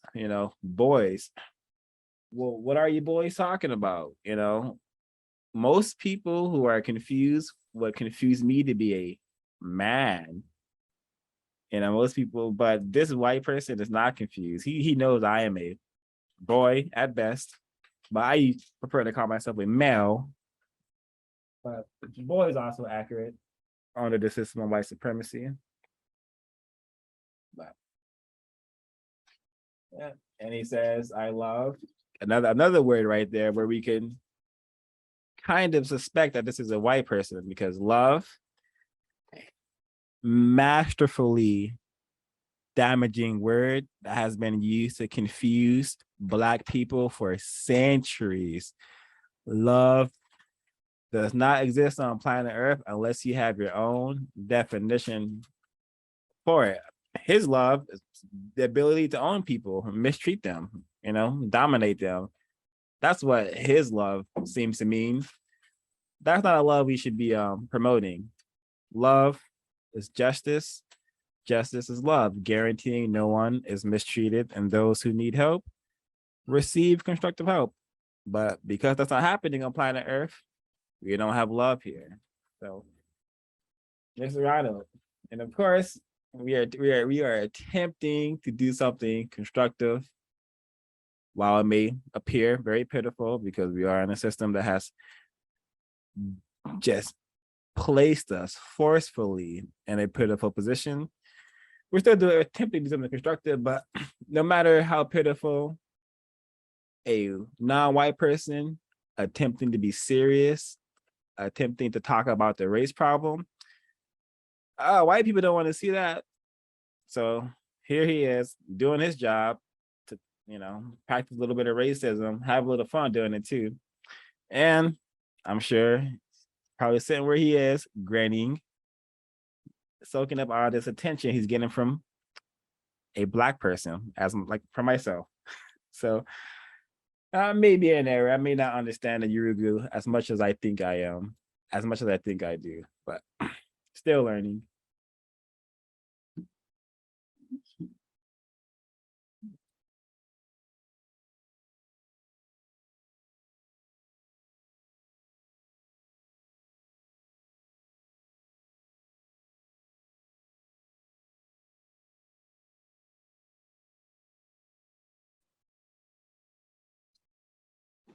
Can I bring up something that doesn't have to do with Of this course. person? Yeah. I was thinking about what Ray was talking about in terms of victims and health. And I was just thinking about how we're like really trained to just seek out and be addicted to unhealthy food that is going to cause our death. And it's something that I've had to work on too, because I feel like I'm addicted to unhealthy food as like a coping mechanism for being under the system, and doesn't help with the way that everything is like advertised, and they literally show food as like a source of pleasure and not what it should be, which is just a source of sustenance. And I notice it when I'm like at my job. It's like everyone is addicted to unhealthy food and talking to other people about their addiction, and no one is doing anything about it.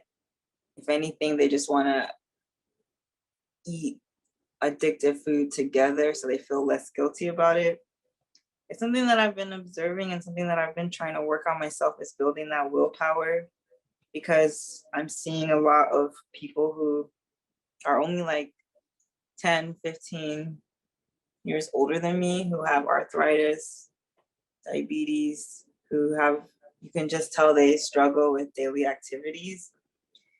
And especially when I see like the children that I work with, the type of food that they're given, it's all very just disturbing. And it's almost so much more normal to eat unhealthy. Like these are, like I'll work with people, I'll be at the plantation with people who are like constantly talking about their, the one thing too is it feels like a lot of these people don't even care about health. They just want to be thin or look a certain way. So that, and that's the relationships of food and health and exercise. And it's really unfortunate that we as a society are so brain trashed that we only see our body as a tool for someone else's sexual pleasure to look at, and not like, oh, this is something that's supposed to keep me sustenance, or it's supposed to keep me alive, to help me move, to help me get from this place to this place, to help me think, to help me be able to do daily activities. And I think it's very sad. And those are the same people who will come to the plantation with a whole pie and be like, oh, everyone come eat the pie. And you know, the day before that, they're talking about the new diet they're on, how they're trying to stay healthy and all this stuff. And then they're telling everyone to eat a pie. And everyone is, you can tell, you know, it's like they're just so programmed. They immediately go for it without even thinking about, should I eat it, should I not? And that's pretty much how a lot of us function, is since we've been eating this food for so long, it feels so normal and it feels so comforting. That's all I have to say.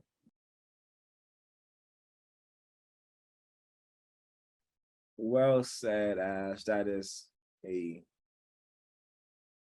real struggle for many, many victims, that you know, the food stuff that we consume, most of the times we don't have any idea that we have been tricked, deceived into thinking that the things we are eating is food, when it's really poison. And we have been deceived into feeding this poison to our victim units, the people we have been, again, deceived to believe that are our family by racist men and racist women. They have deceived us to think, to exist in a way that is incorrect and is lies, to be blunt.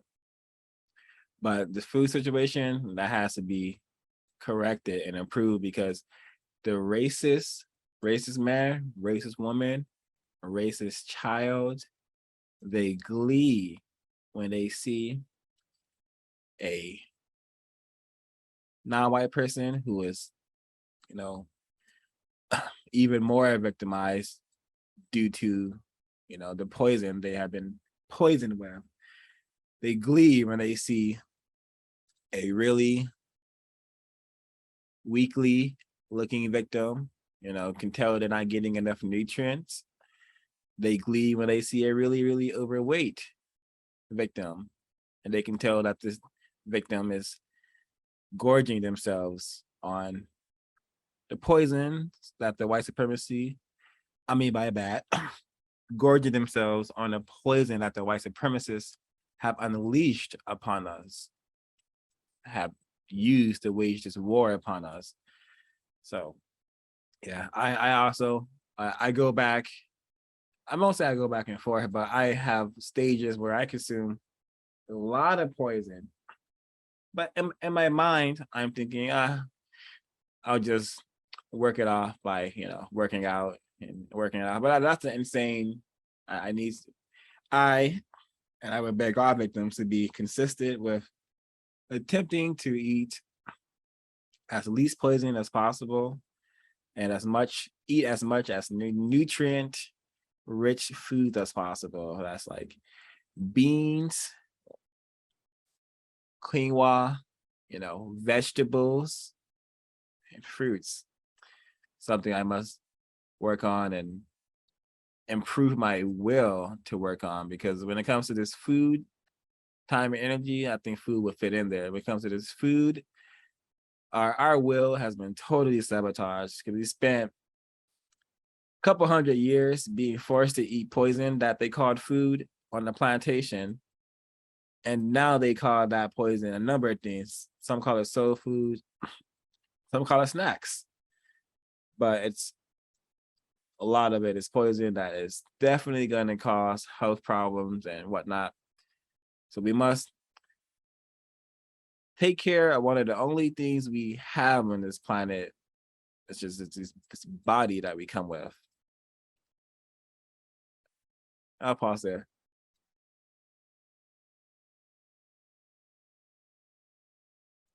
I can relate to what Mr. 05 and Miss Ash had just articulated when it comes to consuming what we should be consuming, nutrients and food source for energy. I took a step back. I realized that I wasn't cooking, and I was spending large amounts of money eating out. Like not eating out, just ordering food. I wouldn't go anywhere. I just have the food come directly to me. And because of that comfort and how quick and effective it was, it allowed me to be complacent.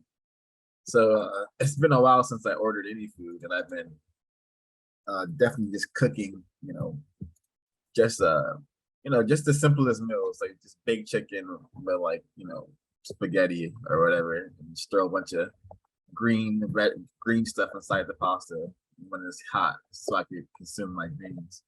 And if I feel the urge to order food, I'll just make a smoothie full of fruits and veggies. But it's really easy to go to McDonald's or eat a bag of chips, watch some videos on YouTube. That stuff is really easy. It takes a lot of discipline, and the system of racism, white supremacy has eradicated a lot of Black people's will to do things that sustain their spaceship, their body, their vessel that they were gifted to by the universe, by the creator. And like when 05 was saying how suspected racists, they have a lot of glee when they see non-white, especially Black people who are largely overweight or extremely malnourished. They have like entire broadcasts, that showcase these children and these people, and they profit. I suspect billions of dollars from the existence of these problems. But also when I see people who are, very, very overweight or very, very skinny, I just, in my mind, I think it's people who are sick, people who are very uncomfortable, and they have existed on planet Earth for X amount of time in a very unsustainable uncomfortable state due to probably not having enough economic revenue to, you know, have a nice house, or not even a nice house, a decent place to live. Maybe they don't understand the necessity of education in the system of racism and white supremacy, so they probably don't have adequate education, so they're just unhappy, and they're eating, you know, as a way to nurture the emptiness that they feel. So I don't see it as something that's cute or something that should be, you know, celebrated or glamorized. If you look at it logically, you will see very, very, very unhappy, very, very sick people. No, that's if you apply logic. If you apply other things, then you may see someone who's brave or even bold, you know.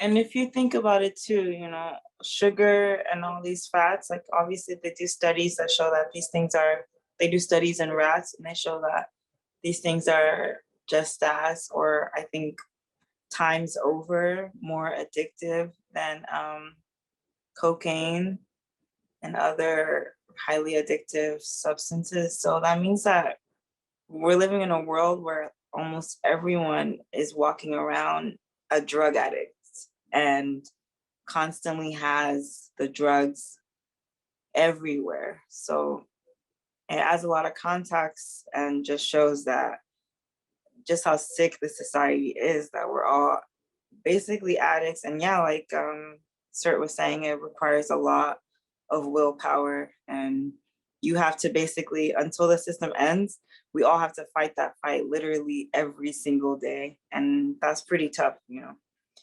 It really is an addiction.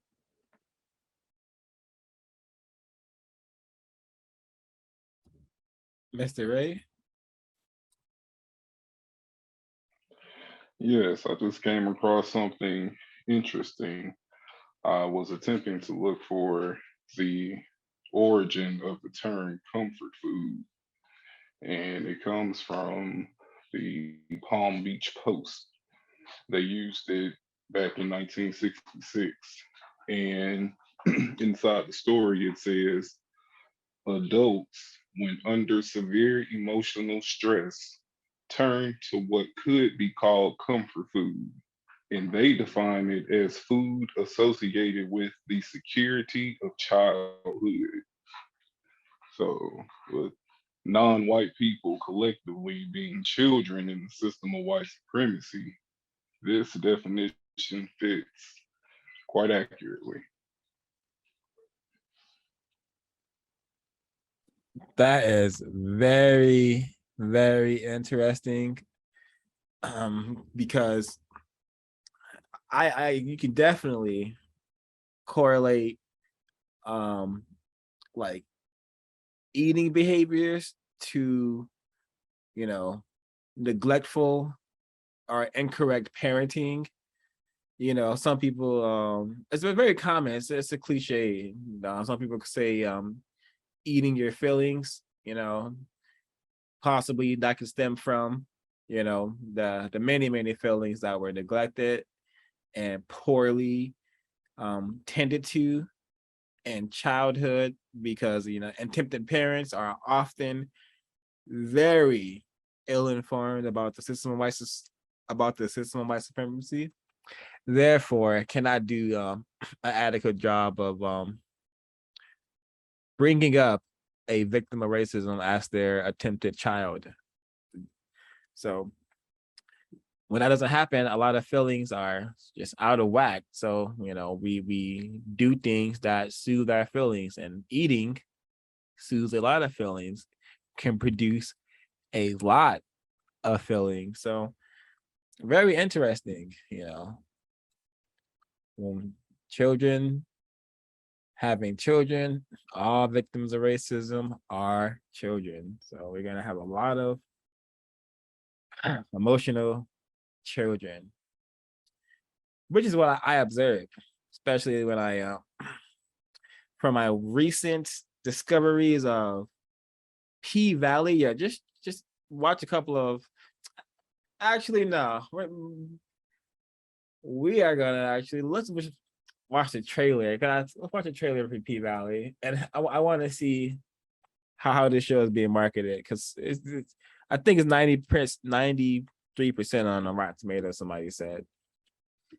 And yeah, it's broadcast. Yeah, we can talk about anything. So let's just watch the trailer. We don't need to know the characters or anything, and we're not caring about the story. Let's just see what's being presented. This is a reality TV show. No, we're gonna watch this trailer. This is like a TV high production behind it. We're gonna watch this trailer, then we're gonna watch another trailer, and then I'm gonna share my thoughts.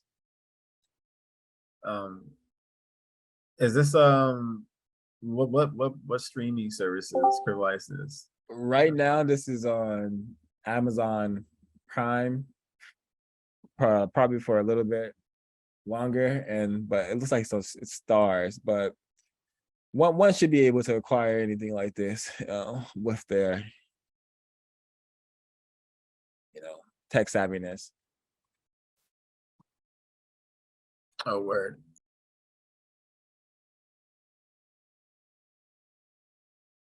We can't hear it. No sound.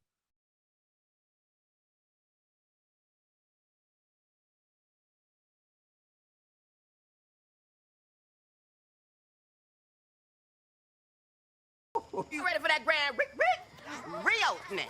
Hey! You can't throw a rock without hitting 5 businesses that ain't closed down. Oh, y'all best appreciate what I've been doing these past 5 months. Keep on, and this booty gonna be gone. So finally, we get to see your last dance, huh? I'm auditioning for some new girls. Beyonce, Nina, Kelly, and Michelle. The best we had are gone. I ain't no coach. You are.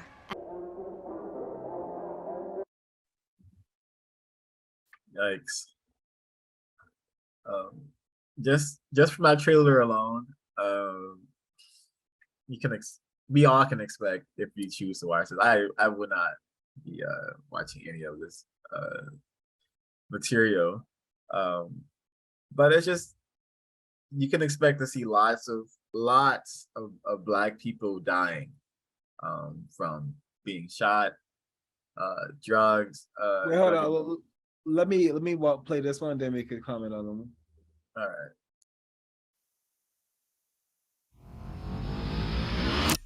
You ready for this? Hold up!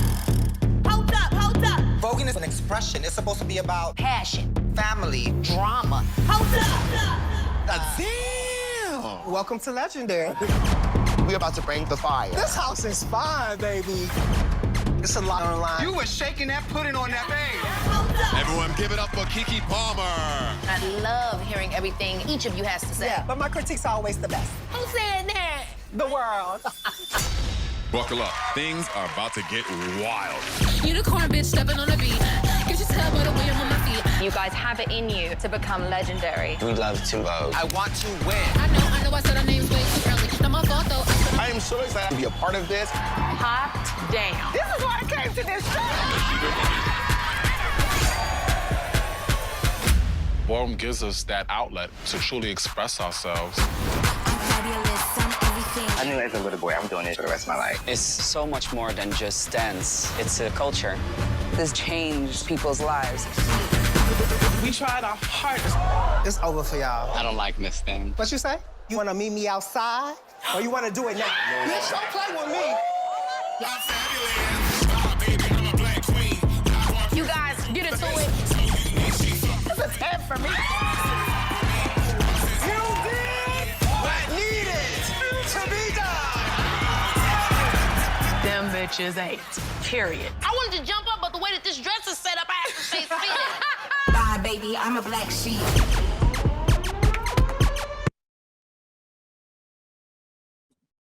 So what I am taking from these 2 trailers is what is being seen is children, non-white people have been programmed to be children. In both of these trailers, the actors are playing roles of characters who are children pretending to be men and women, and they're also being very serious about doing silly things like dancing, competing with one another, being very serious about the conflict and drama. And this is the exact sort of behavior that racist men and racist women want to keep us in forever. You see, look at the name of the show, Legendary. If racist men and racist women are able to keep the system in place forever, they'll be able to look back when time ends and say, wow, we were legendary because we had those Black people so confused for over an infinity. They never solved the problem. Now they're gone. The creator said, you know what, I'm gonna take you out off the planet Earth because I can't take it no more. I just can't solve this problem. I'm putting it right in front of y'all, and they putting it right in front of y'all. They, the white people, right in front of y'all. It's more. I put more of you guys non-white people. I put more of you non-white people on planet Earth than I did the white people. What's going on? So if they're able to keep the system going on, they will be legendary. There's nothing legendary about non-white people dressing up, pretending to be pretty girls or pretty boys. There's nothing legendary about this. But white supremacy is a very serious business. So these shows have some serious money behind it because white people are very serious about keeping us very confused. So yeah, shout out to my associate for showing me these shows. I think it's constructive for me to know that these things exist, so I could, report to non-white people, hey, you see what they're doing? You see how serious they are about displaying us and showing us in such a silly manner. So folks want to share their thoughts on what was just observed. Am I being understood in that, children, actually, 1 second. I'm going to read from the word guide. Really quick. Children. So I want to be overstood on, what is being said. So let me just read this definition and then I'll open the floor. Children, this is what every single non-white person on the planet is. Also, it reminds me, I gotta read some more definitions. All right, child/children. Use these words with caution. Others use these words as for a detailed explanation that you can easily understand. Reason: according to compensatory counter-racist logic, all non-white persons are children as long as they are subject to the system of white supremacy, racism. Questions: what exactly is a child? Are non-white people children if they are forced to think, speak, and act as children because of the system of white supremacy racism? When exactly is a person grown, completed his or her growth, is being grown a matter of comparing each person with another person? If so, by measuring what speech or action with what speech or action? During the existence of white supremacy, racism, is every victim of white supremacy, non-white person, an illegitimate abuse child subject of every white supremacist racist? Notes: as long as white supremacy racism exists, it is incorrect for any non-white person to make remarks like, when I was a child. He or she should instead say, he or she should instead say, when I was a younger person. So we want to be led to believe those two trailers I just played, we are watching men or women, handle their business. Nope. We have children pretending that they are not subject to the system of white supremacy, but it's not their fault.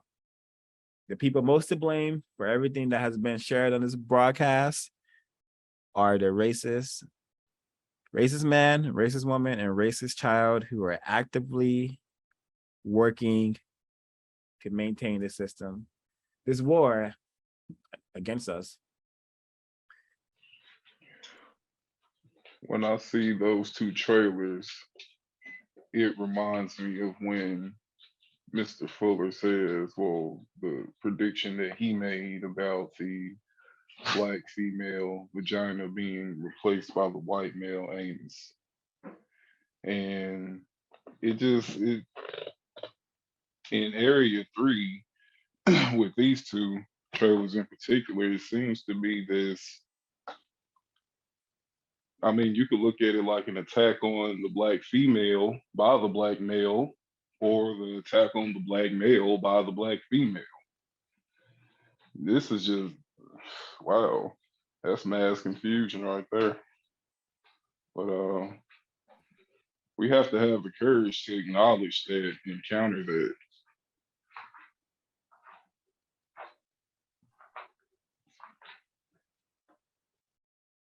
The chat is saying some really interesting things. Sarkis says, sad we glorify black females by being over-sexualized. And then Brandon Williams, black people in general are overly sexualized. And those two comments paired with us being children can lead us to understand that the system of white supremacy is very pedophilic in its operation and in its nature, and its anti-nature, I would say, because yes, that is the case. Now white people, especially black people, super sexualized. You cannot point to any other racial classification on the planet where wet ass pussy has been released or something close to it, where they have normalized calling the female vagina like this, some sort of machine that can be dominated and steered around. And same thing with the black male phallus, is something to be steered around and rode around in, and just this insane way that we have been taught to promote ourselves sexually, and that everyone has been trained to accept black people as just naturally over-sexual. That's such what they do. Black people just naturally want to rap about and sing about sex all the time. Nope, this is racist men and racist women doing. They want us depicted in this manner because it's easy to degrade us, and this is a pedophilic system. They don't care about children unless they are benefiting from that child in an incorrect manner.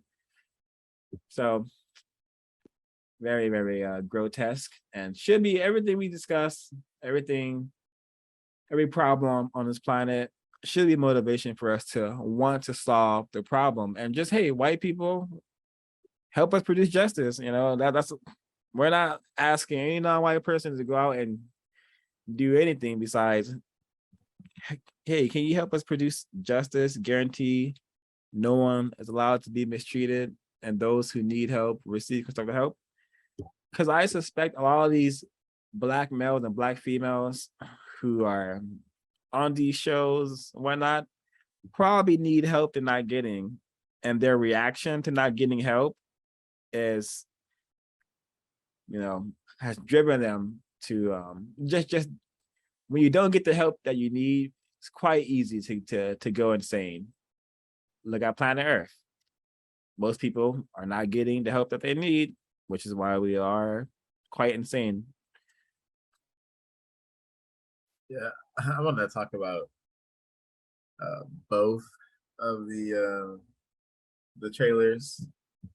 The first one, P Valley.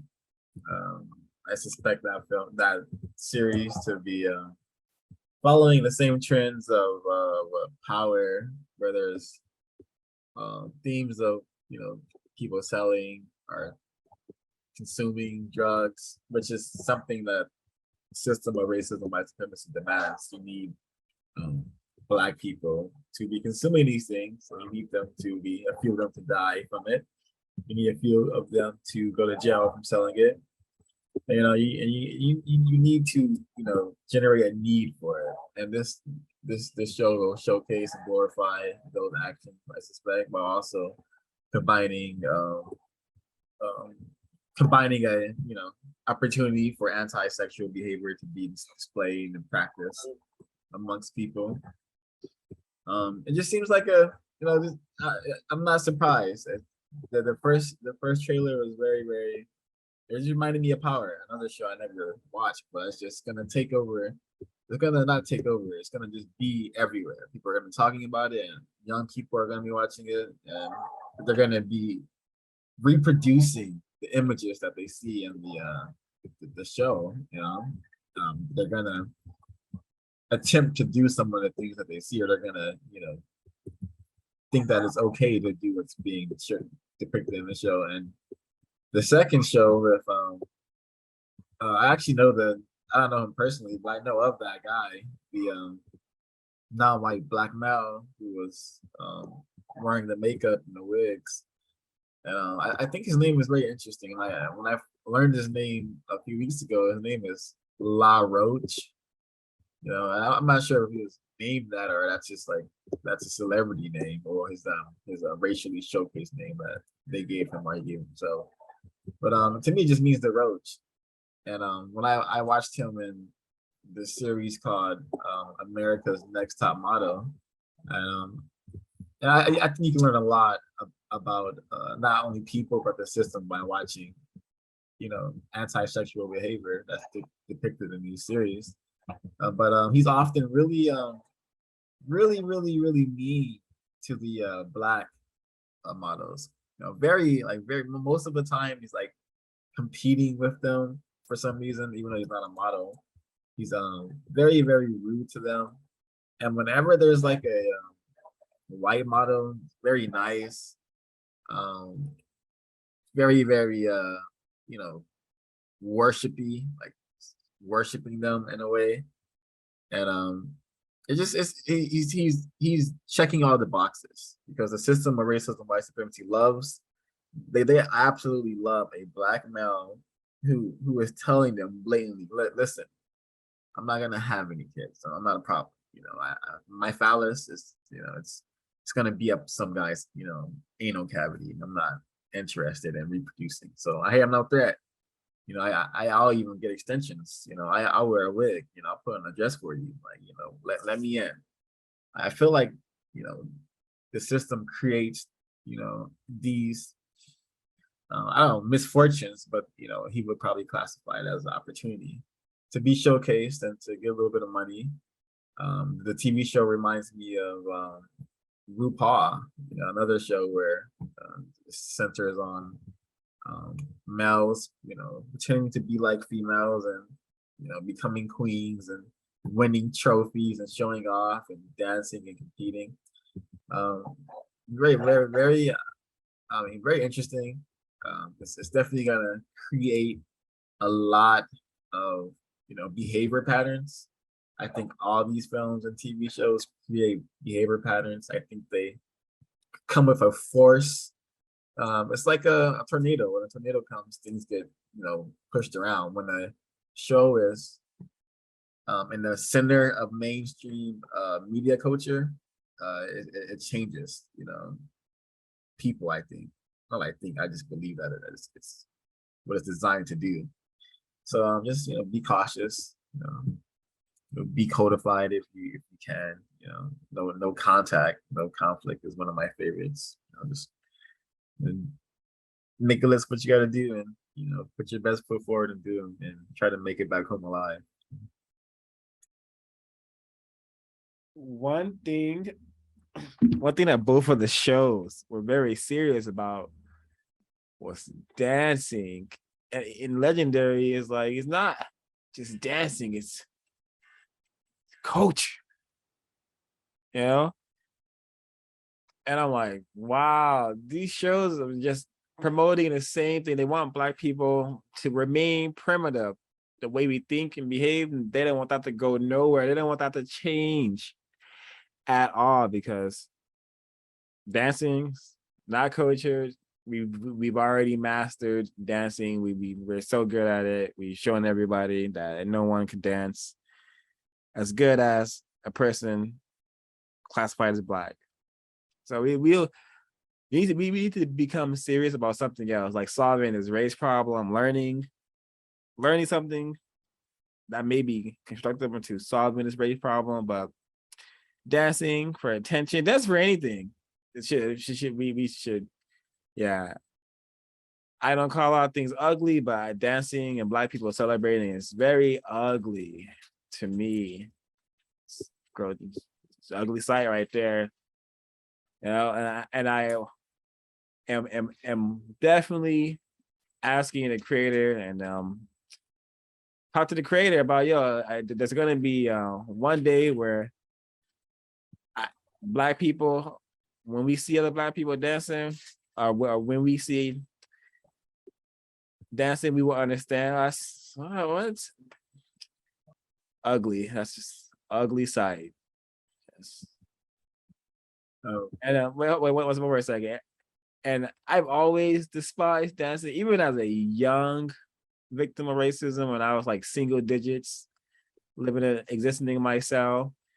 And when my attempted parent would try to make me dance for the victim unit, I always despised it. It was always bizarre. Why are we dancing? So my brain computer knew this is not something I should be doing when there's a war being waged against me. I'm gonna look for videos of Palestinians dancing. I want to see if I can find some. This is really minor, but the very last thing you hear in the last trailer is a song. I don't know the artist, but saying, "Baby, I am a black sheep," and that kind of encompasses both of the trailers. It's just a lot of Black people not on code. Just they're going with the program. Like these are all characters created by pretty sure white people. I don't know if Black people are entirely in charge of these productions or these scripts, and if they are definitely highly edited prior to production. So just the last line of the trailer, I'm a black sheep. That's definitely by choice. Someone wanted that to end that way. They thought that was the best way to end the trailer, and this trailer has been viewed by millions of people. Millions of people are going to watch both of these shows. So I just think that's significant in a way. Indeed. Also, I caught them referring to themselves as a Black queen and a unicorn, in which I used the word children when referring to non-white people globally, because that's how children behave. Children play pretend. Children can go outside and play, pretend to be a unicorn, pretend to go capture some unicorns, because that's what children are supposed to be doing. But so-called adults talking about I'm a unicorn, I'm a queen. All right, if you're a unicorn, where's your horn? And where's your like 4 hooves or whatever? And if you're a queen, where's your kingdom? Where's your army? Your bishop, your knight, your king. Where are those pieces? But it's just a fantasy that white people have allowed us to live in, and are laughing at us while we're existing in it, because they I think there's a detectable behavior pattern that you can sometimes see where white people are having to interact with their victims I think you may see this more often in the schools, but I may be in error. But sometimes they'll have to interact with one of their victims, and then this just like, I sense like, wow, we really made you guys really crazy. It's really annoying interacting with you all. And that's the kind of effect. But yeah, I kind of lost my train of thought or where I was going with that. But exercise and just, hey, shutting up.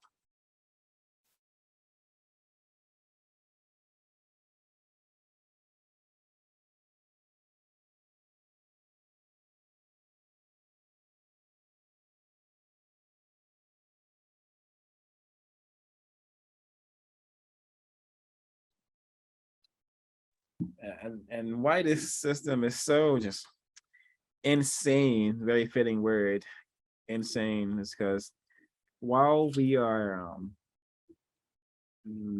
children and victims, subjects to the system of white supremacy, at the same time, we are veterans, should be soldiers, soldiering and actively countering the system in any way, shape, or form we can. But we are also veterans or veteran victims. But this is also from the Word Guide. So if you don't want to call yourself a victim of racism for some reason, you're also a veteran, child veteran, maybe. So from the Word Guide, veteran and or victim veteran ratio. Use these terms mostly to apply to any non-white person who either directly or indirectly has been subject and or a victim of the system of white supremacy racism in any one or more areas of activity, including economics, education, entertainment, labor, law, politics, religion, sex, and war/counter war. So if you've been captured in this war, if you have been subjected to mistreatment in any of these people activities, according to compensatory counter-racist logic, you're a veteran because the war has not ended. White people have not stopped waging the war against us. So I appreciate that about the code and about just how much has been compensated for. There's so many terms in this Word Guide that allows me to really understand my position. And another word right here, super important, that all of us should be reminded about. So this word right here, many of us are exposed to it every single day without probably knowing it. We see it probably every single day without knowing we're seeing it. But something I also hate, and again, if you're just joining us, hate, my meaning of hate is just to reject. I'm rejecting something that I believe shouldn't be here. So, but let me go to it. I hate seeing this because it's one of the things racist men and racist women have done so flawlessly, is implanting this way of thinking into us. And it's called zeroistic thinking or zeroism. And it's when you hear stuff like, oh man, you just gotta learn how to deal with racism because it ain't going nowhere. Or man, you're not gonna be able to change white people by you. Nah, man, we don't hear stuff like that. When you hear anything indicating that white supremacy cannot be replaced with something better, with justice, not even something better, with justice, that may work.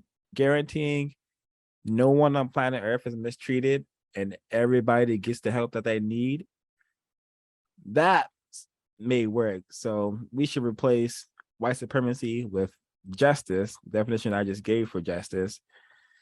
And anyone who is saying that can't happen, man, why you thinking too big? Not harming people, thinking too big. I know I'm retarded, but goddamn. Anyways, so we have to stop this behavior. It's called zeroism, zeroistic behavior, and it's from the Word Guide. And instead of having this on the screen, this really wacky screen, let me just put this on. It should have been on the screen a long time ago. Here we go, right here. Oh, nope. Oopsie.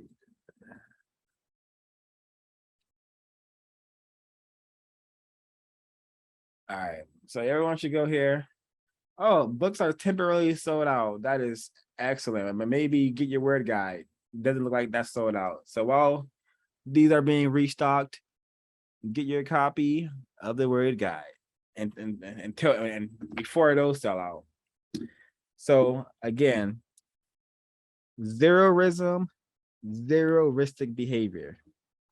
Use these terms to apply to things said or done or not said or done that directly or indirectly have the effect of not helping to promote the replacement of the system of white supremacy racism with the system of justice and correctness, balance between all people, all creatures, all things, etc., in all areas of activity, existence, and non-existence. So something we must avoid, nothing is impossible, especially, gathering an effective number of people who outnumber the people causing the problem by a lot. I'm not a statistician or a smart person, but someone say 10 to 1, we should be able to solve this problem, at least think about solving it. Not think about solving it, but have the awareness that it is a problem that can be solved.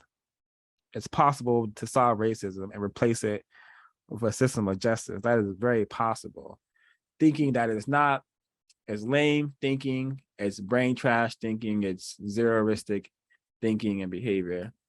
Something I despise, but I've already learned to deal with it because it's gonna keep up until justice has been produced.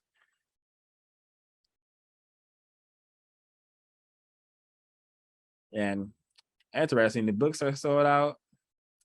Maybe an excellent to let folks to know that CRWS has done the entire study of the code book, cover to cover. I would say a thorough job. So if you're not able to secure your copy of the book right now and you want to know what is in the code, reread a number of it and discussed what was in it. And it's quite organized. So you can find a playlist on our channel. Check it out. It should be of constructive value. That's good. The code book is selling out. That means people are interested in hopefully promoting the code. Neely Fuller Jr.'s code. Code that should be helping us to solve this race problem.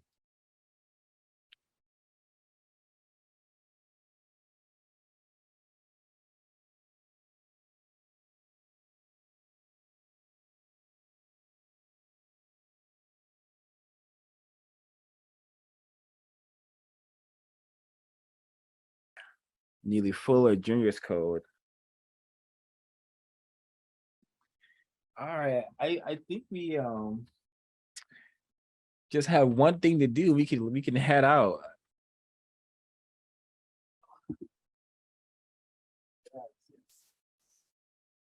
All right, so I'm gonna read from Nyan Saysam, a calendar of revolutionarily Daily Thoughts by Mr. Baruti. And let's go to June 18th and see what is the quote for today.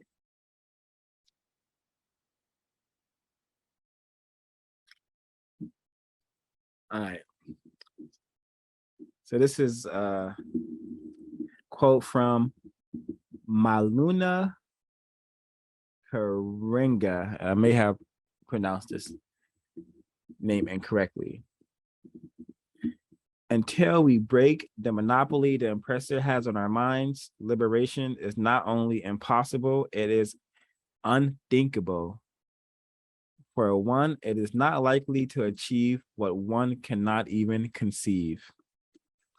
Sometimes warriors intent on being African feel that they are in a battle for their sanity against themselves.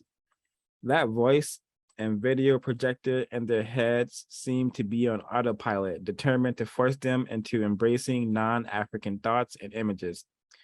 At times, it can be most demoralizing having to spend so much energy fighting against an insanity-driven rogue mind.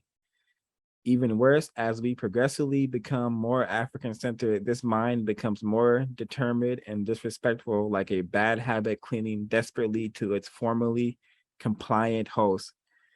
Seasoned warriors tell us to take this desperation as a sign of impending doom for this wayward consciousness. These disturbances to your African peace will begin to dramatically decrease with every focused effort you make to wean yourself of European insanity. Do not fault yourself for the difficulty. Recognize that to some degree, all warriors are recovering addicts whose minds are held captive by the drug of European insanity. And with dealers all around, it is a hard habit to fully break. However, with a curative knowledge of self and sufficient doses of revolutionary awareness and time, the distractions will cease. You will again be free within yourself. Affirm, I am not disarmed or distracted by the law of insanity. And this V.G.Q from Malana Karenga is very interesting and I would say significant. I have not read that before, but definitely related to the definition zeroism I read earlier. And yeah, very interesting and logical. Justice is very possible. It's just that many of us have not had that definition given to us, that possibility. But yeah, if folks will want to share a closing comment, please do so. If not, I will share a closing and we will adjourn.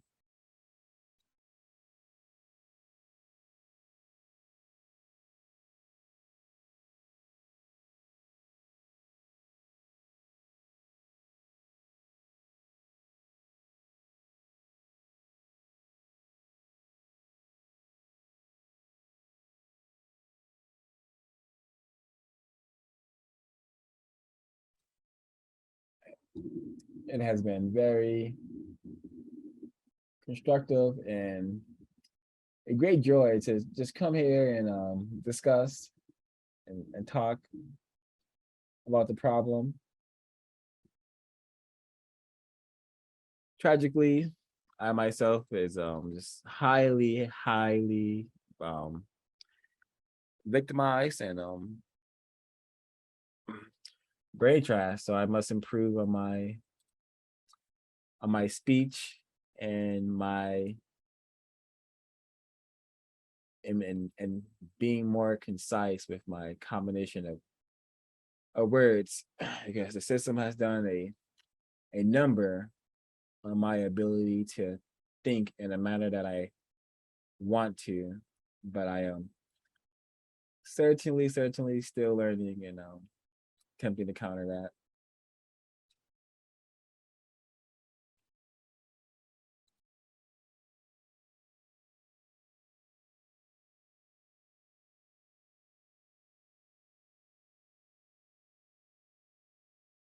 I am getting our closing sound clip up. But while I am attempting to find it, let me play this. I need to find something else.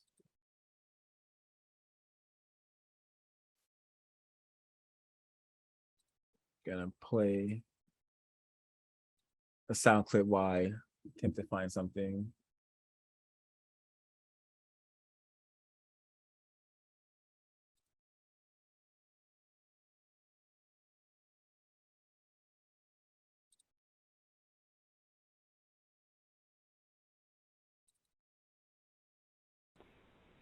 Sure, but they're not retarded by black people. But black people are retarded by the white supremacists. It's two different things. It's a power position. Who has the most power? Who has the power one over the other? That's what white supremacy means. There's no such thing as black supremacy anywhere in the known universe. You can't have black supremacy and white supremacy in the same universe at the same time. Now, so that raises the question, well, should you have black supremacy? I say, in order to do what? The same thing that white people are doing? Mistreating people on the basis of color? That doesn't seem logical to me. If we believe in that, we might as well keep what we got. Because we'll just have, endless war. That's what that really means. And I'm not asking for a world of endless war, a war that does not end. The white supremacists kind of like that type of thinking. And they really do. They like conflict. They invent conflict when there is none and teach other people to get some conflict going.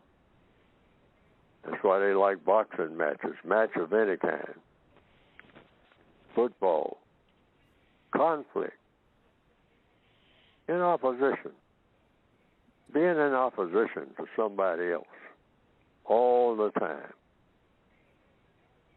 Never in agreement on nothing for very long, except we're going to shake hands like people shake hands in the mafia.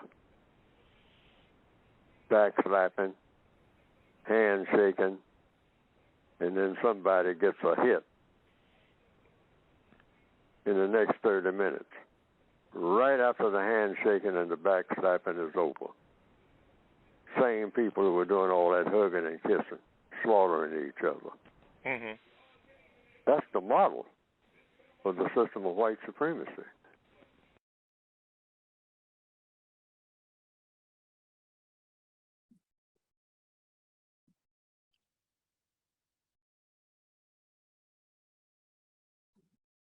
Alrighty, I'm gonna check the chat to see if I'm not missing any comments from the folks in the audience from the chat. And if I'm not, we're gonna play our outro. Again, thanks everyone. Please share this information where you see fit. Check the, alrighty.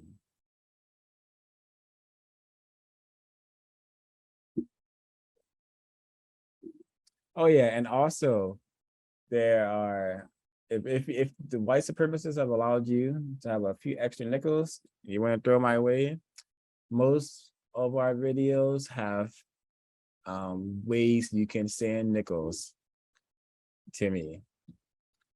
So that being said, thank you all for participating. I'm going to play our outros, and we will see you next time. This was CRWS maintaining and just opportunity and area where which wanted to talk about whatever we felt like talking about, and that's what was on display here, at least the attempt. Every single one of them. And not just the men,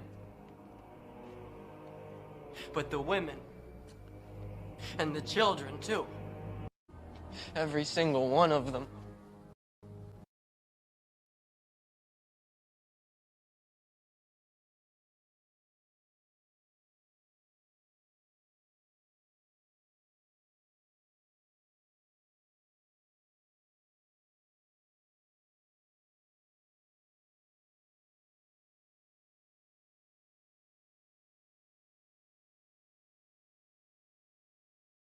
You are alive.